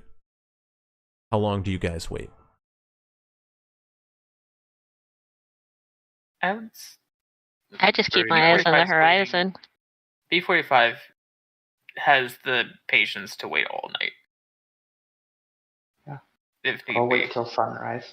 Okay. Hours pass. I'd said 30 minutes before we would want to try again. Before I'd mentioned something about trying again. Hmm. I don't think it hurt us. I don't think anything hurt us. I think we can. Well, if I'm not mistaken, Galen did say that we only have one chance. And this desert spans for miles upon miles. It could take a while if they were coming from the other side of the nation. Okay. If sound rang out from the horn, then you've used your chance. You will not get a second opportunity. Maybe patience is the key. Let's wait. Alright, back to meditating. He sits down as well and joins you. B45 just takes out like a whetstone and starts sharpening his halberd. Okay. Hours I will eat. pass. An hour, two, the food goes cold.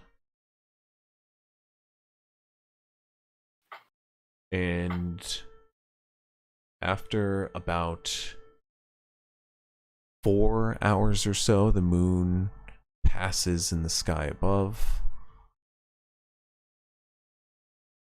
No wings cry out through the night, just the wind.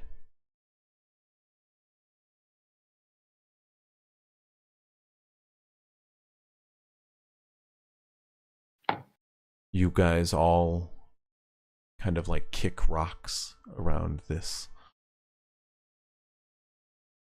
Is anybody doing anything after about 4 or 5 hours of waiting? Would you have gone to sleep? What would... I feel like B45 would have stayed up, but start reading the book that he has of the Great Betrayer and the history. Okay. Rakesh. Okay. Awkwardly doing it by like he'll place like his longsword on like the column with his back to the column that he's next to, and using it to shine light to read properly. But it's it is awkward. Okay. Where would everyone be at? I'm still over here by the horn, and Ignacio's just kind of like, shit, did I fuck it up? And is gonna kind of like sit down and prop himself up against the like offering slab and just gonna be like, oh man, and then eventually like just fall asleep. Okay. You Where kind I'm of. at. What's that? Oh, just where I'm at. Gotcha.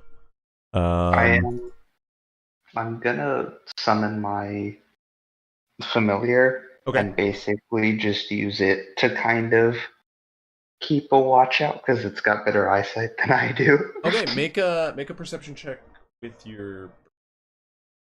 It's Is it an your active perception burb. check or just like It's on an your shoulder? active perception Okay. check. Burb check, please. Yeah, actually, do I need to use its stat block or should I use? Are you like? perception? Are you just like meditating through its eyes, flying around the area? Then you can use I'm- yours. Okay, I can use it. Or you can use it. You basically you can choose. I'm fine with it. All right, I think they're roughly the same. I'll just do mine. It's just I just don't want to have disadvantage because of dark. Yeah. So 14. 14. Okay. Okay. Well.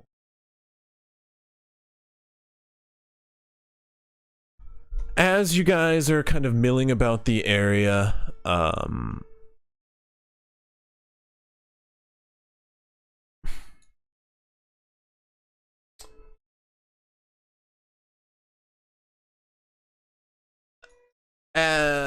number of you kind of like doze off. Throlin is asleep on a rock down by the water, kind of separated by you guys. Oberon, you and the Archdruid currently meditate as Avery. I'm gonna roll for this 1 second. As Avery sits up and also in some prayer for the evening.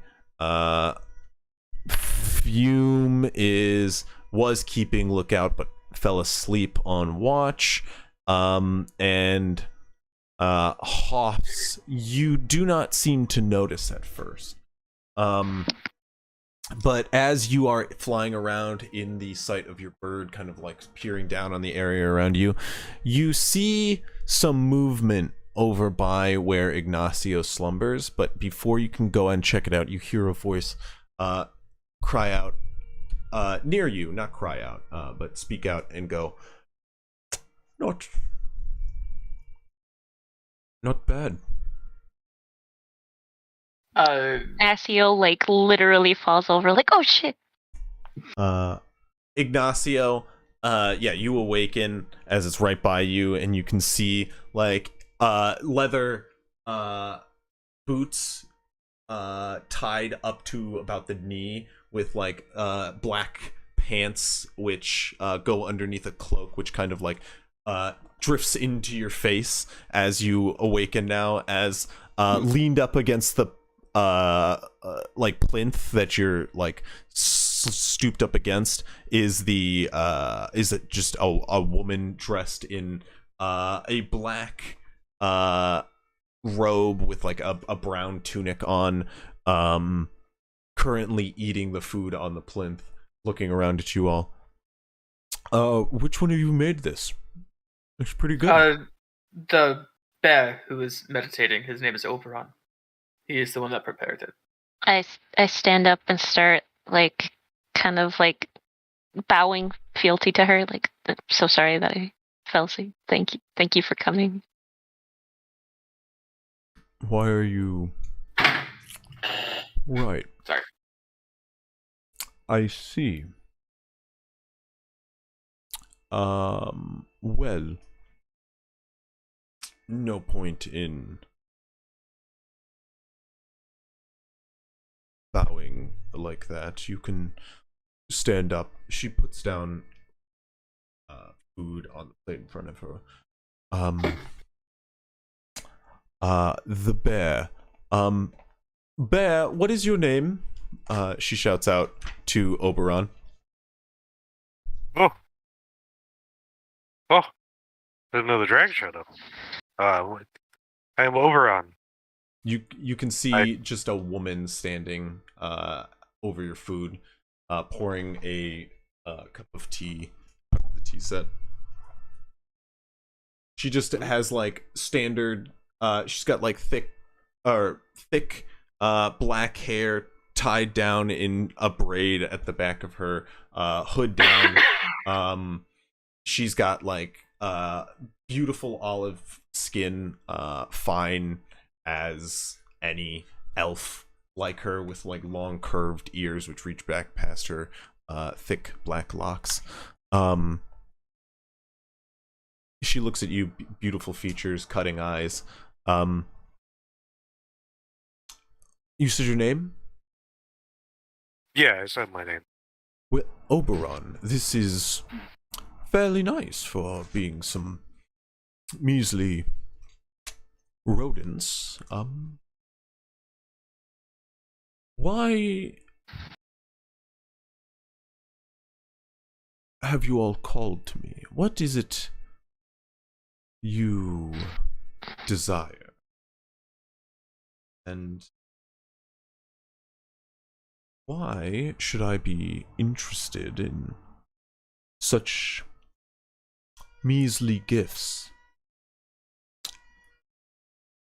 While the food is nice, it's hardly enough to get me out of the bed in the morning.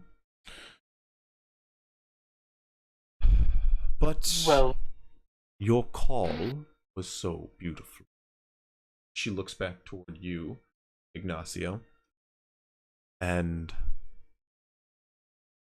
I didn't have much else to do on this lowly night. I thought I'd lend an ear. We greatly appreciate you getting out of bed. She turns about, like hops up on the plinth and starts sipping her tea. Right, well, skip the fineries. I asked you what it is you want. we need your help in order to save Agressa. It is currently being attacked by elementals from the fire plane.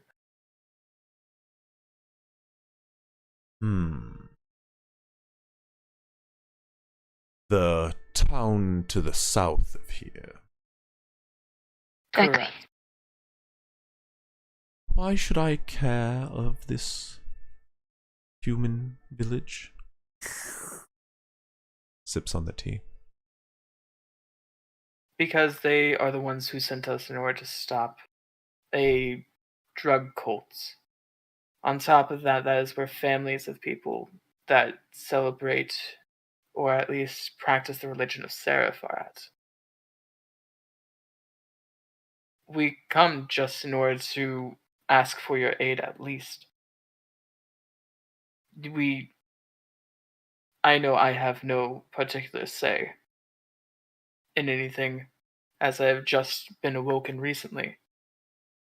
But from what I've seen, they are not bad people. They've helped out people who have been cast out by the government of this land. And I point to Galen. Sun Elves? They have helped me at least be awoken and gave me parts of my original self, or close to. And I point towards the arm that's on the table. They deserve as much help as they can get. It's not worth it to make fine and good people pass away from a terror from beyond this realm, a realm that they have no control over.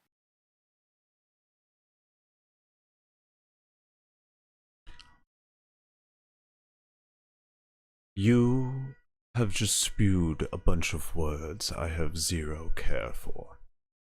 That's fair. The lives of mortals are fleeting, and while it can be beneficial to guide them in the right path,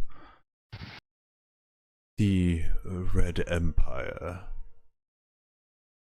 is an unstoppable force in its own right. This delay is seen as but a natural occurrence in the deeds that they dabble in. I do see your point.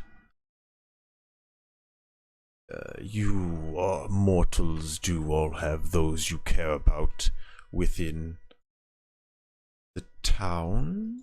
Oh, simmer down, she says to Fume, who is awake and visibly starting to get heated, as her response is quite candid. And she goes, I do not wish to see them face harm. Not unjustly, of course. I wish to grant aid, but I fear what you've offered me here is of minor interest. You all do have a sort of beauty to you I find interesting, and that is within your souls. I want nothing more than to see that flourish.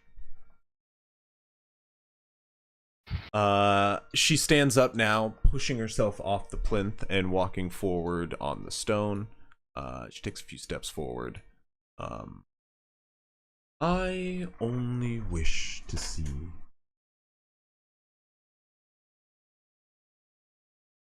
beauty come to this world, well as, of course, see those I care for protected as well. I may often be depicted as a beast. And as they take a step forward, their form begins to change as the cloak falls away and drifts into the wind, flying off into the distance as it trickles off into the horizon, carried far off by the wind, as you hear the first flap of massive wings, just the as a glint of copper can be seen in front of you, one that grows massive as the form of a hulking ancient copper dragon appears in front of you.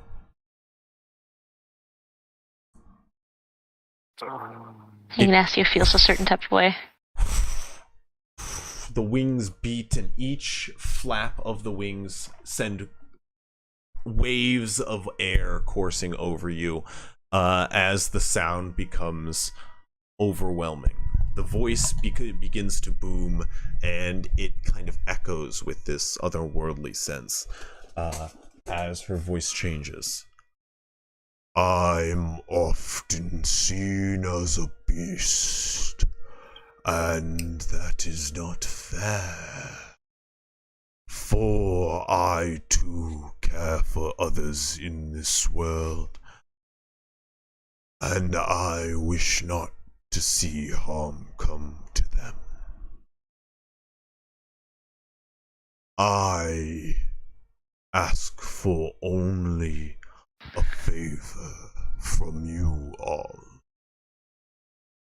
and it is simple.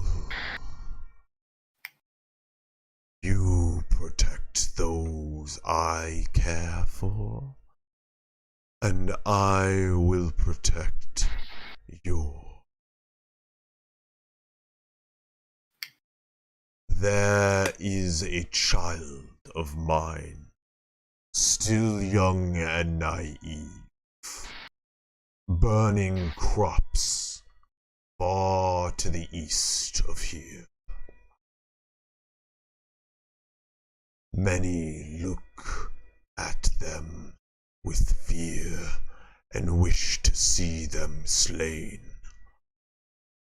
But there are the wise amongst the citizens, and a wizard to the east in the town of Ben Hazir wishes to see her saved. Did she happen, or you happen to fly over the desert just about a week ago?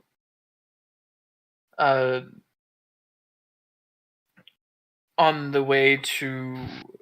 I am always flying over this desert. This occurrence is along the Tabar River, the Serpent River, which stretches north to south, far east of here. Spottings of burning fields and flapping wings plague the area, and one wizard in these lands has sent word warning me. He wishes aid to see my child relocated, and you ought to be that aid. Should you do this for me, I will rid your home of the beasts of flame. Bastion will fully stand up, and Halbert took round to say, I will take this charge. Taking you off in order to protect.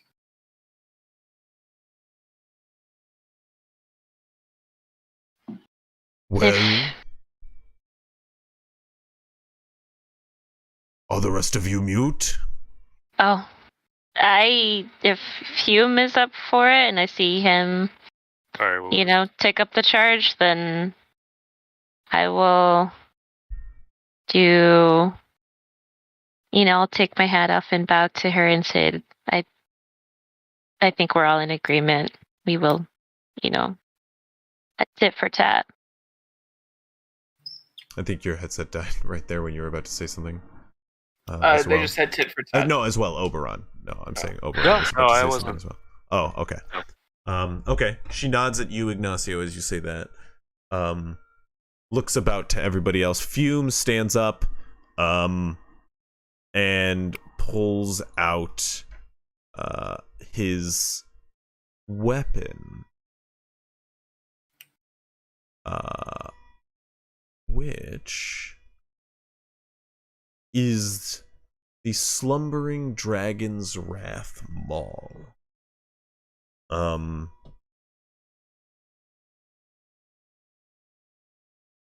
as he does, he steps forward to the front of the plinth. Holding up his hammer, he speaks humbly. I will take up your charge, as you wish, and defend your child with my life. I ask you, bless my weapon with your breath, so I can properly defend your blood on this mission. You can see as the dragon's massive eyebrow raises as the brass scales of this drake kind of veer around as it narrows its vision at the maul that he holds forward. And you can watch as it takes an inhale. I will say, I'll make this a check. Oof. He goes, or she goes,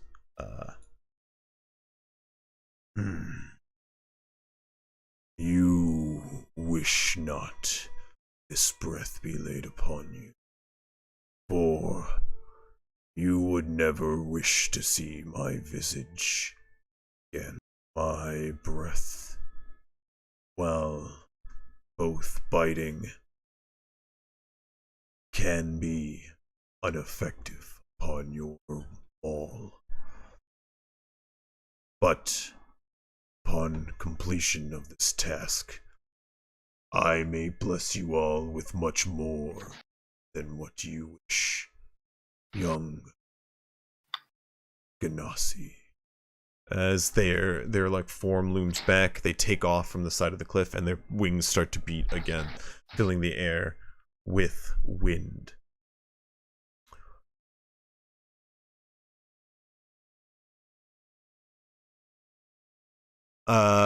She kind of flies around the area as she's still there. As Avery kind of sits cowering behind you, Hoffs. The form of the dragon lifts up above you all and looms, like beating down directly on you. The wind is almost deafening around. Throlin has climbed up to the top now of the mountain where he wasn't before. As he had to awaken late, only awakening at the sound of the beating wings. Now climbing to the top against the, force of the wings of an ancient dragon,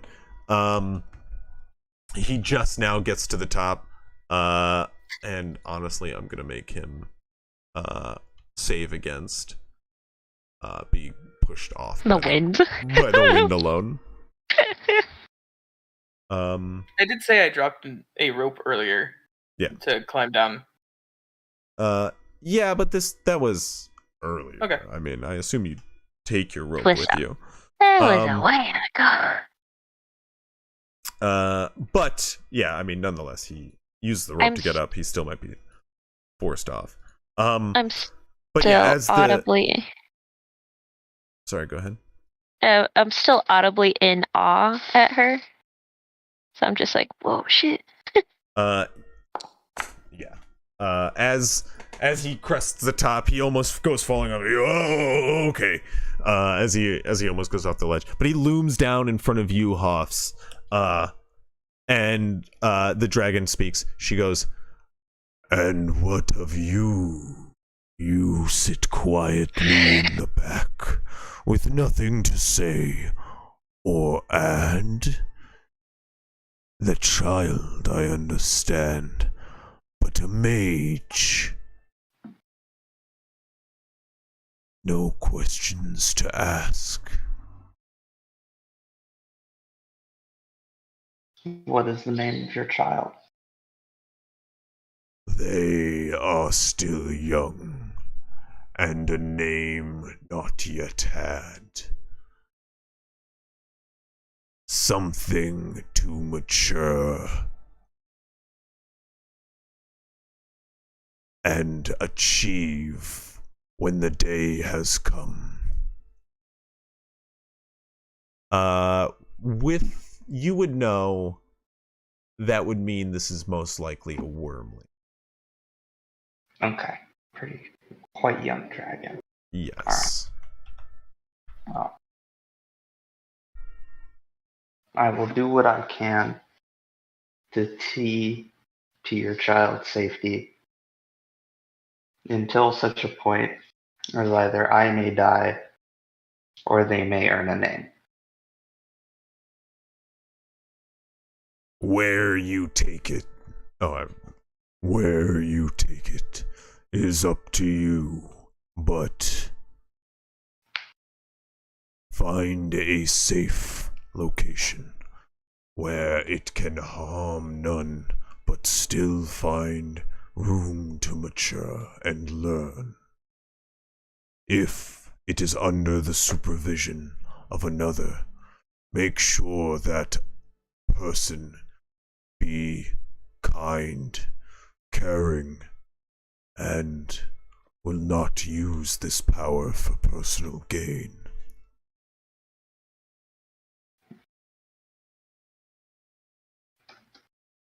Yes. I will do so.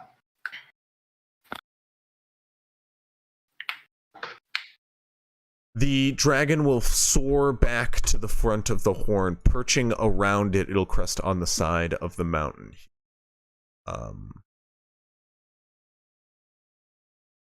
I'll walk to the plinth and ask her, do you mind if I take my hand back if we are going to be protecting your child?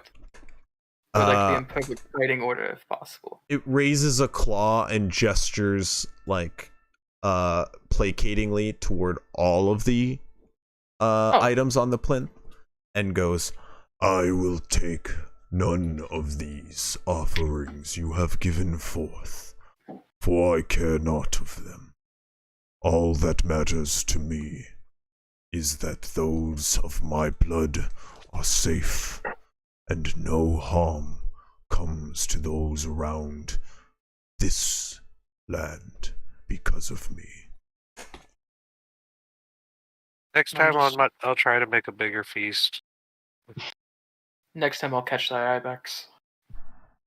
I look forward to that feast, Oberon, for this shrew was mighty, delicious. Your art has beauty. I recognize that. And your poetry is invoking. I'm humbled by the words of such a mighty beast. I'm also humbled, but also like, I'm an old man and I don't show a lot, but I blush. I wish to see your arts live long and flourish. Oh, come on. You couldn't say prosper. No. That is copy. No. Break the fourth wall, I don't. The fourth wall in Oh my god, that's just so good. That was funny. They look about. Sorry. Now, one of you must come forth. B45 will come forth. As you go to grab your hand? Yeah. I'll like attach it as I'm approaching her. As you step forward and attach your hand, she reaches out with a single claw, and you watch as it cuts through you with an acidic burn like no other. It cuts through you like butter. And you take... Oof. A shit ton of damage. You are dead. You take 26 points of damage. Max. As this acidic damage begins to cut through you. Can I immediately do second wind to 100%. try to like, yeah, at least to like try to persevere through it better? This cut lingers and leaves a mark upon your chest plate of a singular dragon scar cutting across. She looks at you and goes, That wound will heal, but the scar will remain. Should you fail in keeping your end of the promise, that scar will eat away at your being until you are no more. That is... Aren't you resistant to acid being metal? No, acid would cut through metal pretty well. I'm resistant to poison. yes. Mm. Acid's kind of like the big shit against metal. But yeah, so she cuts through you with that, and it does linger. It like your metal kind of reforms along its edges, and she takes off from the mountainside. I am counting on you all, and know upon the completion of this task, I may owe you all a favor. I'm glad you like my food. As this flapping kind of lingers off into the distance, you hear the voice kind of cry out, carried on the wind quite a distance. You say, it has quite the lingering aftertaste. Kind of.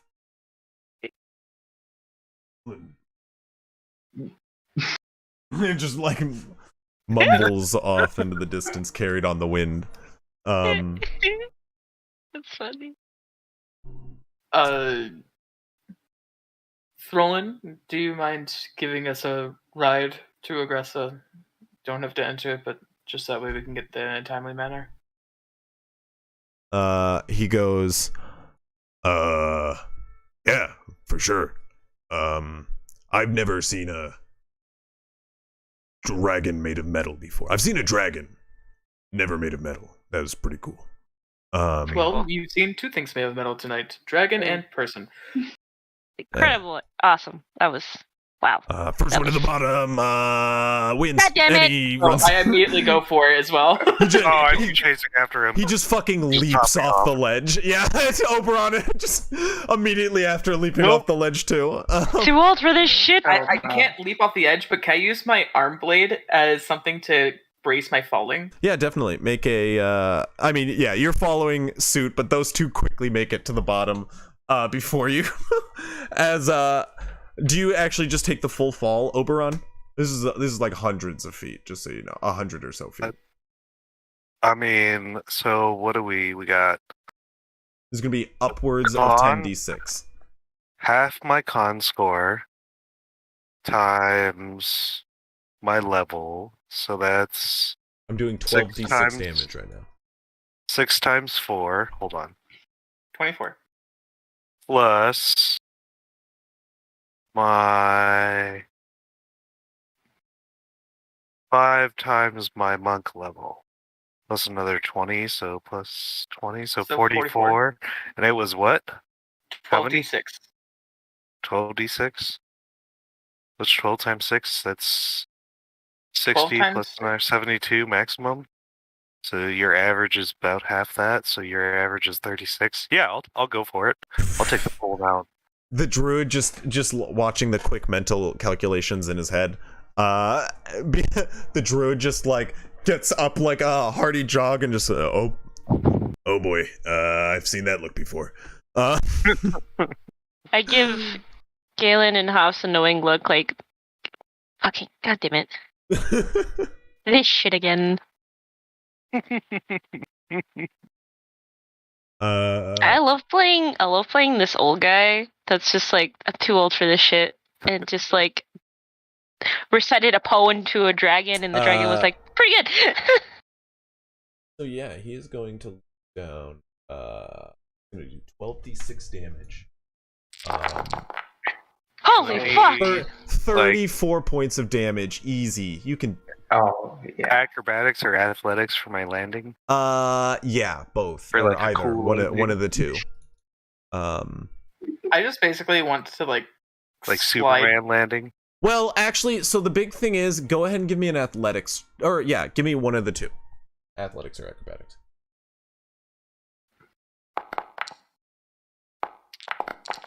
18 acrobatics. Okay.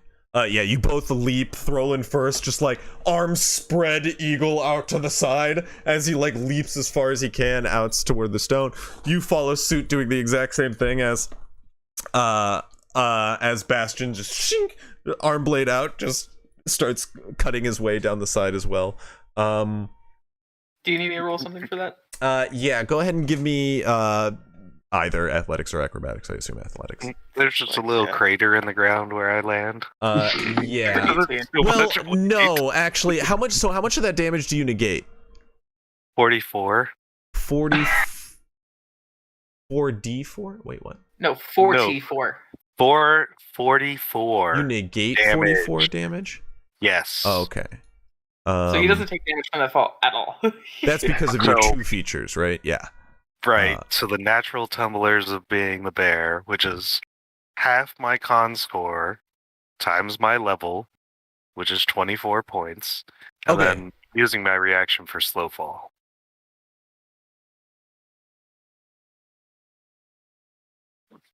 Yeah. Which is no. five times my monk level.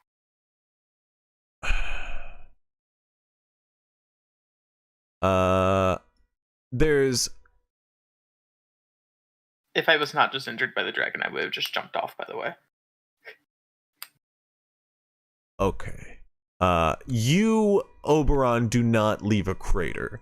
You kind of like Oh, because it's slow fall. your stomach, your stomach like absorbs part of the blow, and then you roll with it, deftly avoiding a large outcropping rock, which would probably do a bit of damage to your head if you rolled in that direction.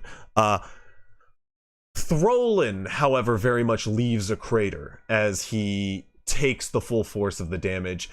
You watch briefly lighting on flame before smacking into the ground like a meteor. He stands up from his crater, like hitting chest first and like wiping the. You like spring up flawlessly. He does 44 points of damage to, or he does 34 points of damage to the ground, as the ground does 34 points of damage to him. That's so good. But he stands up and what did you roll, Bastion, getting to? Yeah, you can slowly reach the ground after. Not that slowly. You do cut your way through. Definitely you avoid any damage, but you are not getting down as quick as them. As gravity is there. Everybody else slowly begins to make their way down the stairs. And then the rope is not up there, actually, and everybody who can hold the rope is down at the bottom. So you guys have to walk your way around to the tree. Where I mean, we could get back up there real fast. Yeah, no, everybody just takes a nice stroll down the long way as the sun begins to rise off in the distance. Look, we need some time to process what exactly happened. As we're arguing, I got down faster. No, I got down faster. No, I hit the I could ground have just first. jumped You if I clearly didn't saw get, that, right, cut by a Bastion? giant dragon. But- Bastion gets down last, and you guys are like trying to have Bastion decide who got down first. Exactly. Throlin's just like, come on, no, it was me. You saw it, right? I hit the ground first, and then Oberon did his fancy little roll. Look, I was right there. And he points to like a mark where you can see where his face was. Oberon, do you have an argument? I mean, 500 pounds just dropping straight down is pretty fast. You can see as There's my roll mark right there.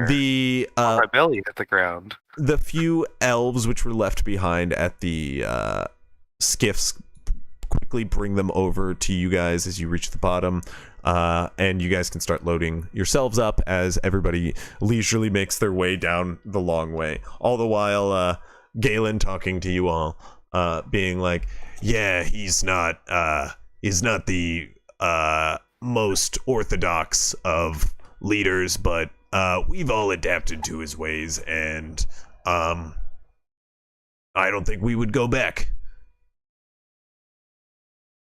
That's good. He does. You guys kind of have like it is actually like a rather long walk the slow way down, as you guys kind of take the ramp, unless you guys want to like actually climb it at any point. But there is like a ramp that is, you know, a mile or so down, maybe a little less. But like, yeah, it's just a long journey where eventually like the sand skiffs will come around to you.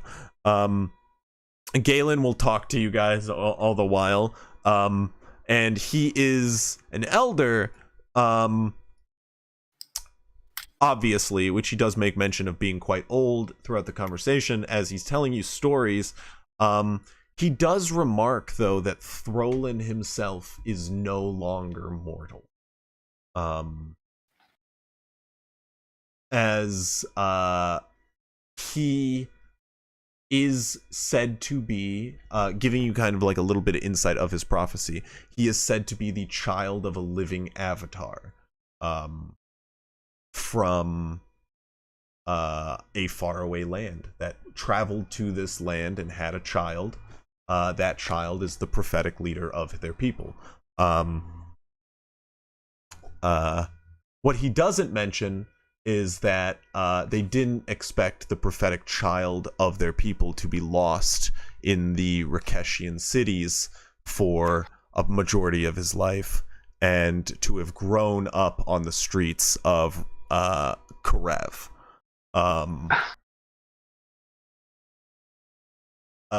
But you hear the story of being reunited nearly 150 years ago, and he's led their people ever since. Just to clarify, we don't know that Throlin spent like most of his life in Karev until he was. Yeah, he tells you the story. He just tells you the story now. He tells us that, including that. Yeah, he tells you. Yeah, he's just like telling you the story because he's like, you guys just watched their prophet throw himself face first off the cliff, and he is fully justifying that. He's done it twice in a single night. So he's like, this is actually the second time. So as you guys are walking down the mountain, he's just like, yeah, so let me give you a little bit of insight into our people. Yeah, our leader is not just the suicidal, like, dipshit. He actually has a justifiable reason. Just like, wait. I love his himbo energies. I love them so much. Lost Son. Is also another title he is prophetically given.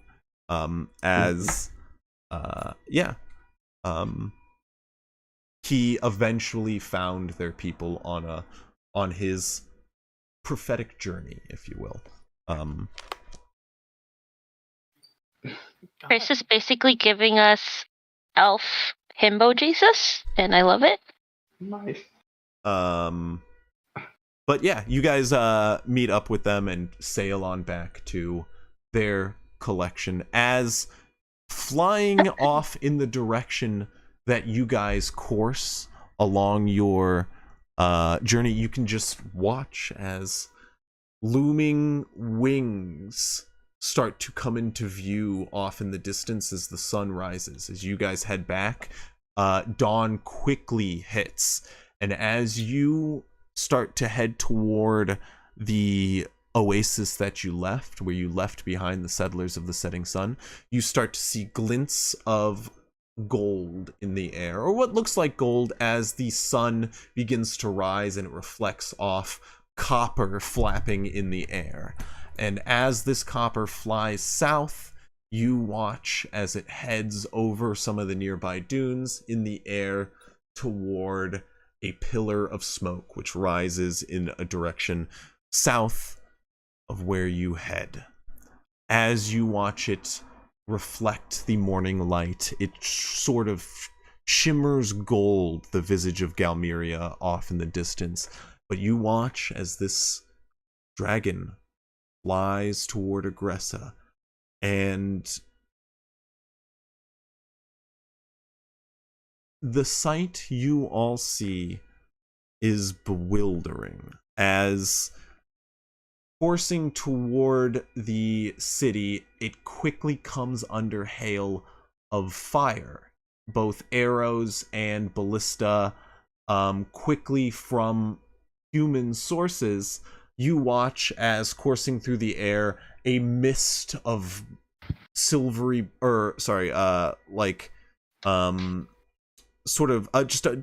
just a clear mist is let out of the mouth of this great beast. A mist of magical glinting energy spews in front of it as arrows come forth, and rather than bursting into flames or disintegrating as you'd expect, they just sort of slow in the air as the dragon dips below and heads toward the forces at the bottom. You watch as the dragon disappears out of view, as those arrows fly and miss its target, as the dragon disappears out of sight. God damn. On hindsight, it would have been better to Hey. warn them ahead of time that we were possibly sending a dragon. Yeah, they'll figure it out. Galen quickly denotes, There's a chance they'll learn their mistake by the second volley. Well, we're just trying to make sure that they don't have to learn that mistake. Probably would have been worse if we sent Bulkarak, and they did that. Defo. Yeah.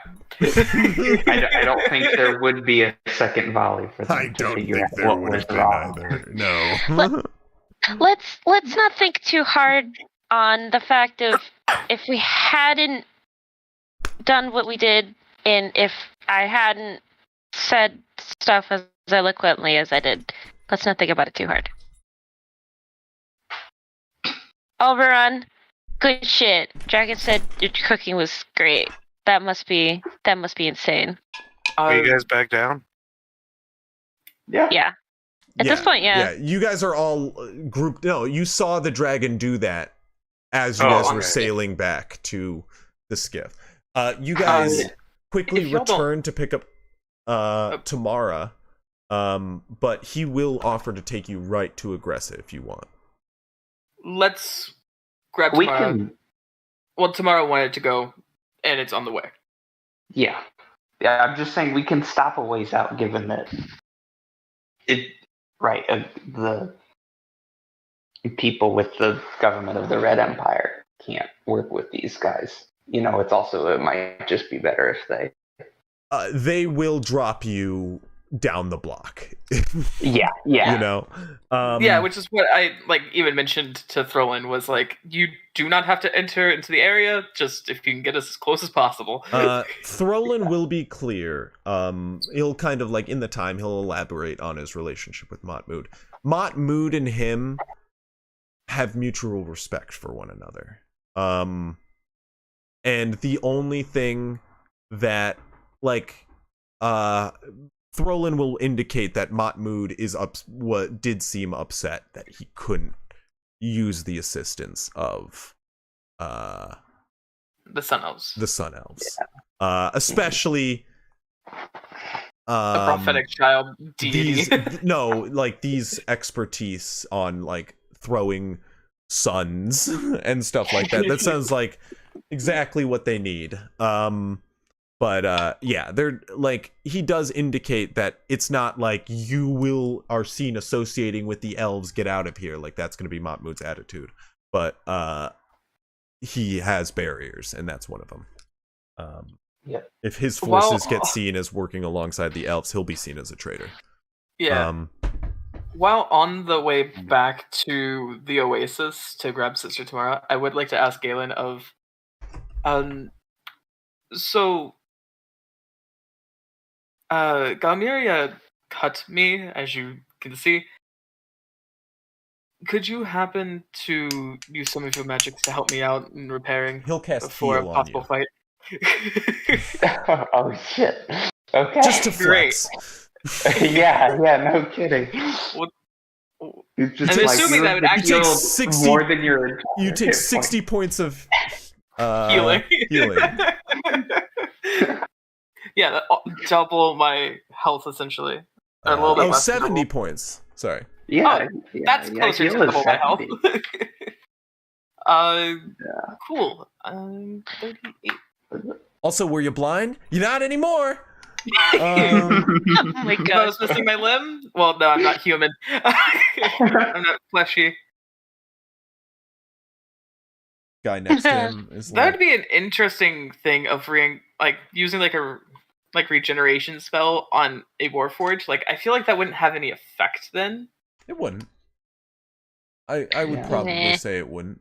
But it would also be cool because magic to have like almost like biomechanical trait then. No, Entirely setting I would say it dependent. definitely wouldn't. It's setting dependent. Yeah, it's definitely setting dependent, but like, I would say it definitely wouldn't in this case. Also, since like, mechanically, why would you let that when you could literally just have your people, like, as long as like, yes, do that if you didn't already allow your characters to like rebuild parts. Like, if you were a Warforged and you were a DM who's like, no, you can't build yourself a new arm. Then you which better is something allow like I think we've regeneration. talked about being like, man, having like Bastion go back to its I'll beginning allow would that be shit. really fucking cool. But like that's why like I got smithing tools and started learning smithing. Yeah, like of course I'll allow that shit. Which anyway, as you guys get back and start to head off toward a new destination, it is getting about that time. We should probably wrap it up. Yeah. So Good shit, though. you guys will watch as sailing toward the city of Agressa, you can see the beautiful copper visage of Galmeria, the setting sun, perched on the horizon of the city, currently looming its head low within, spraying a mist of some sort of arcane energy within.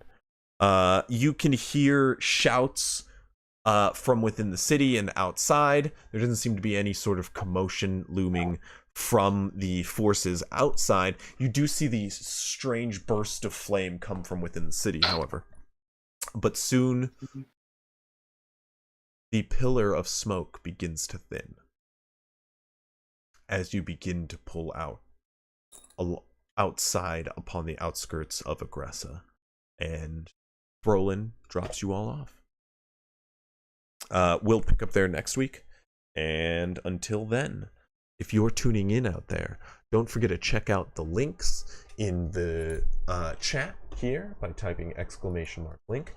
You can find in there any of the social medias for the next time we go live, which will be tomorrow at 6 p.m. Pacific. Or you can also check out the Start Playing page where you too can join an adventure very much like this one in one of a number of different settings, all in the same homebrew world. So go ahead and check that out.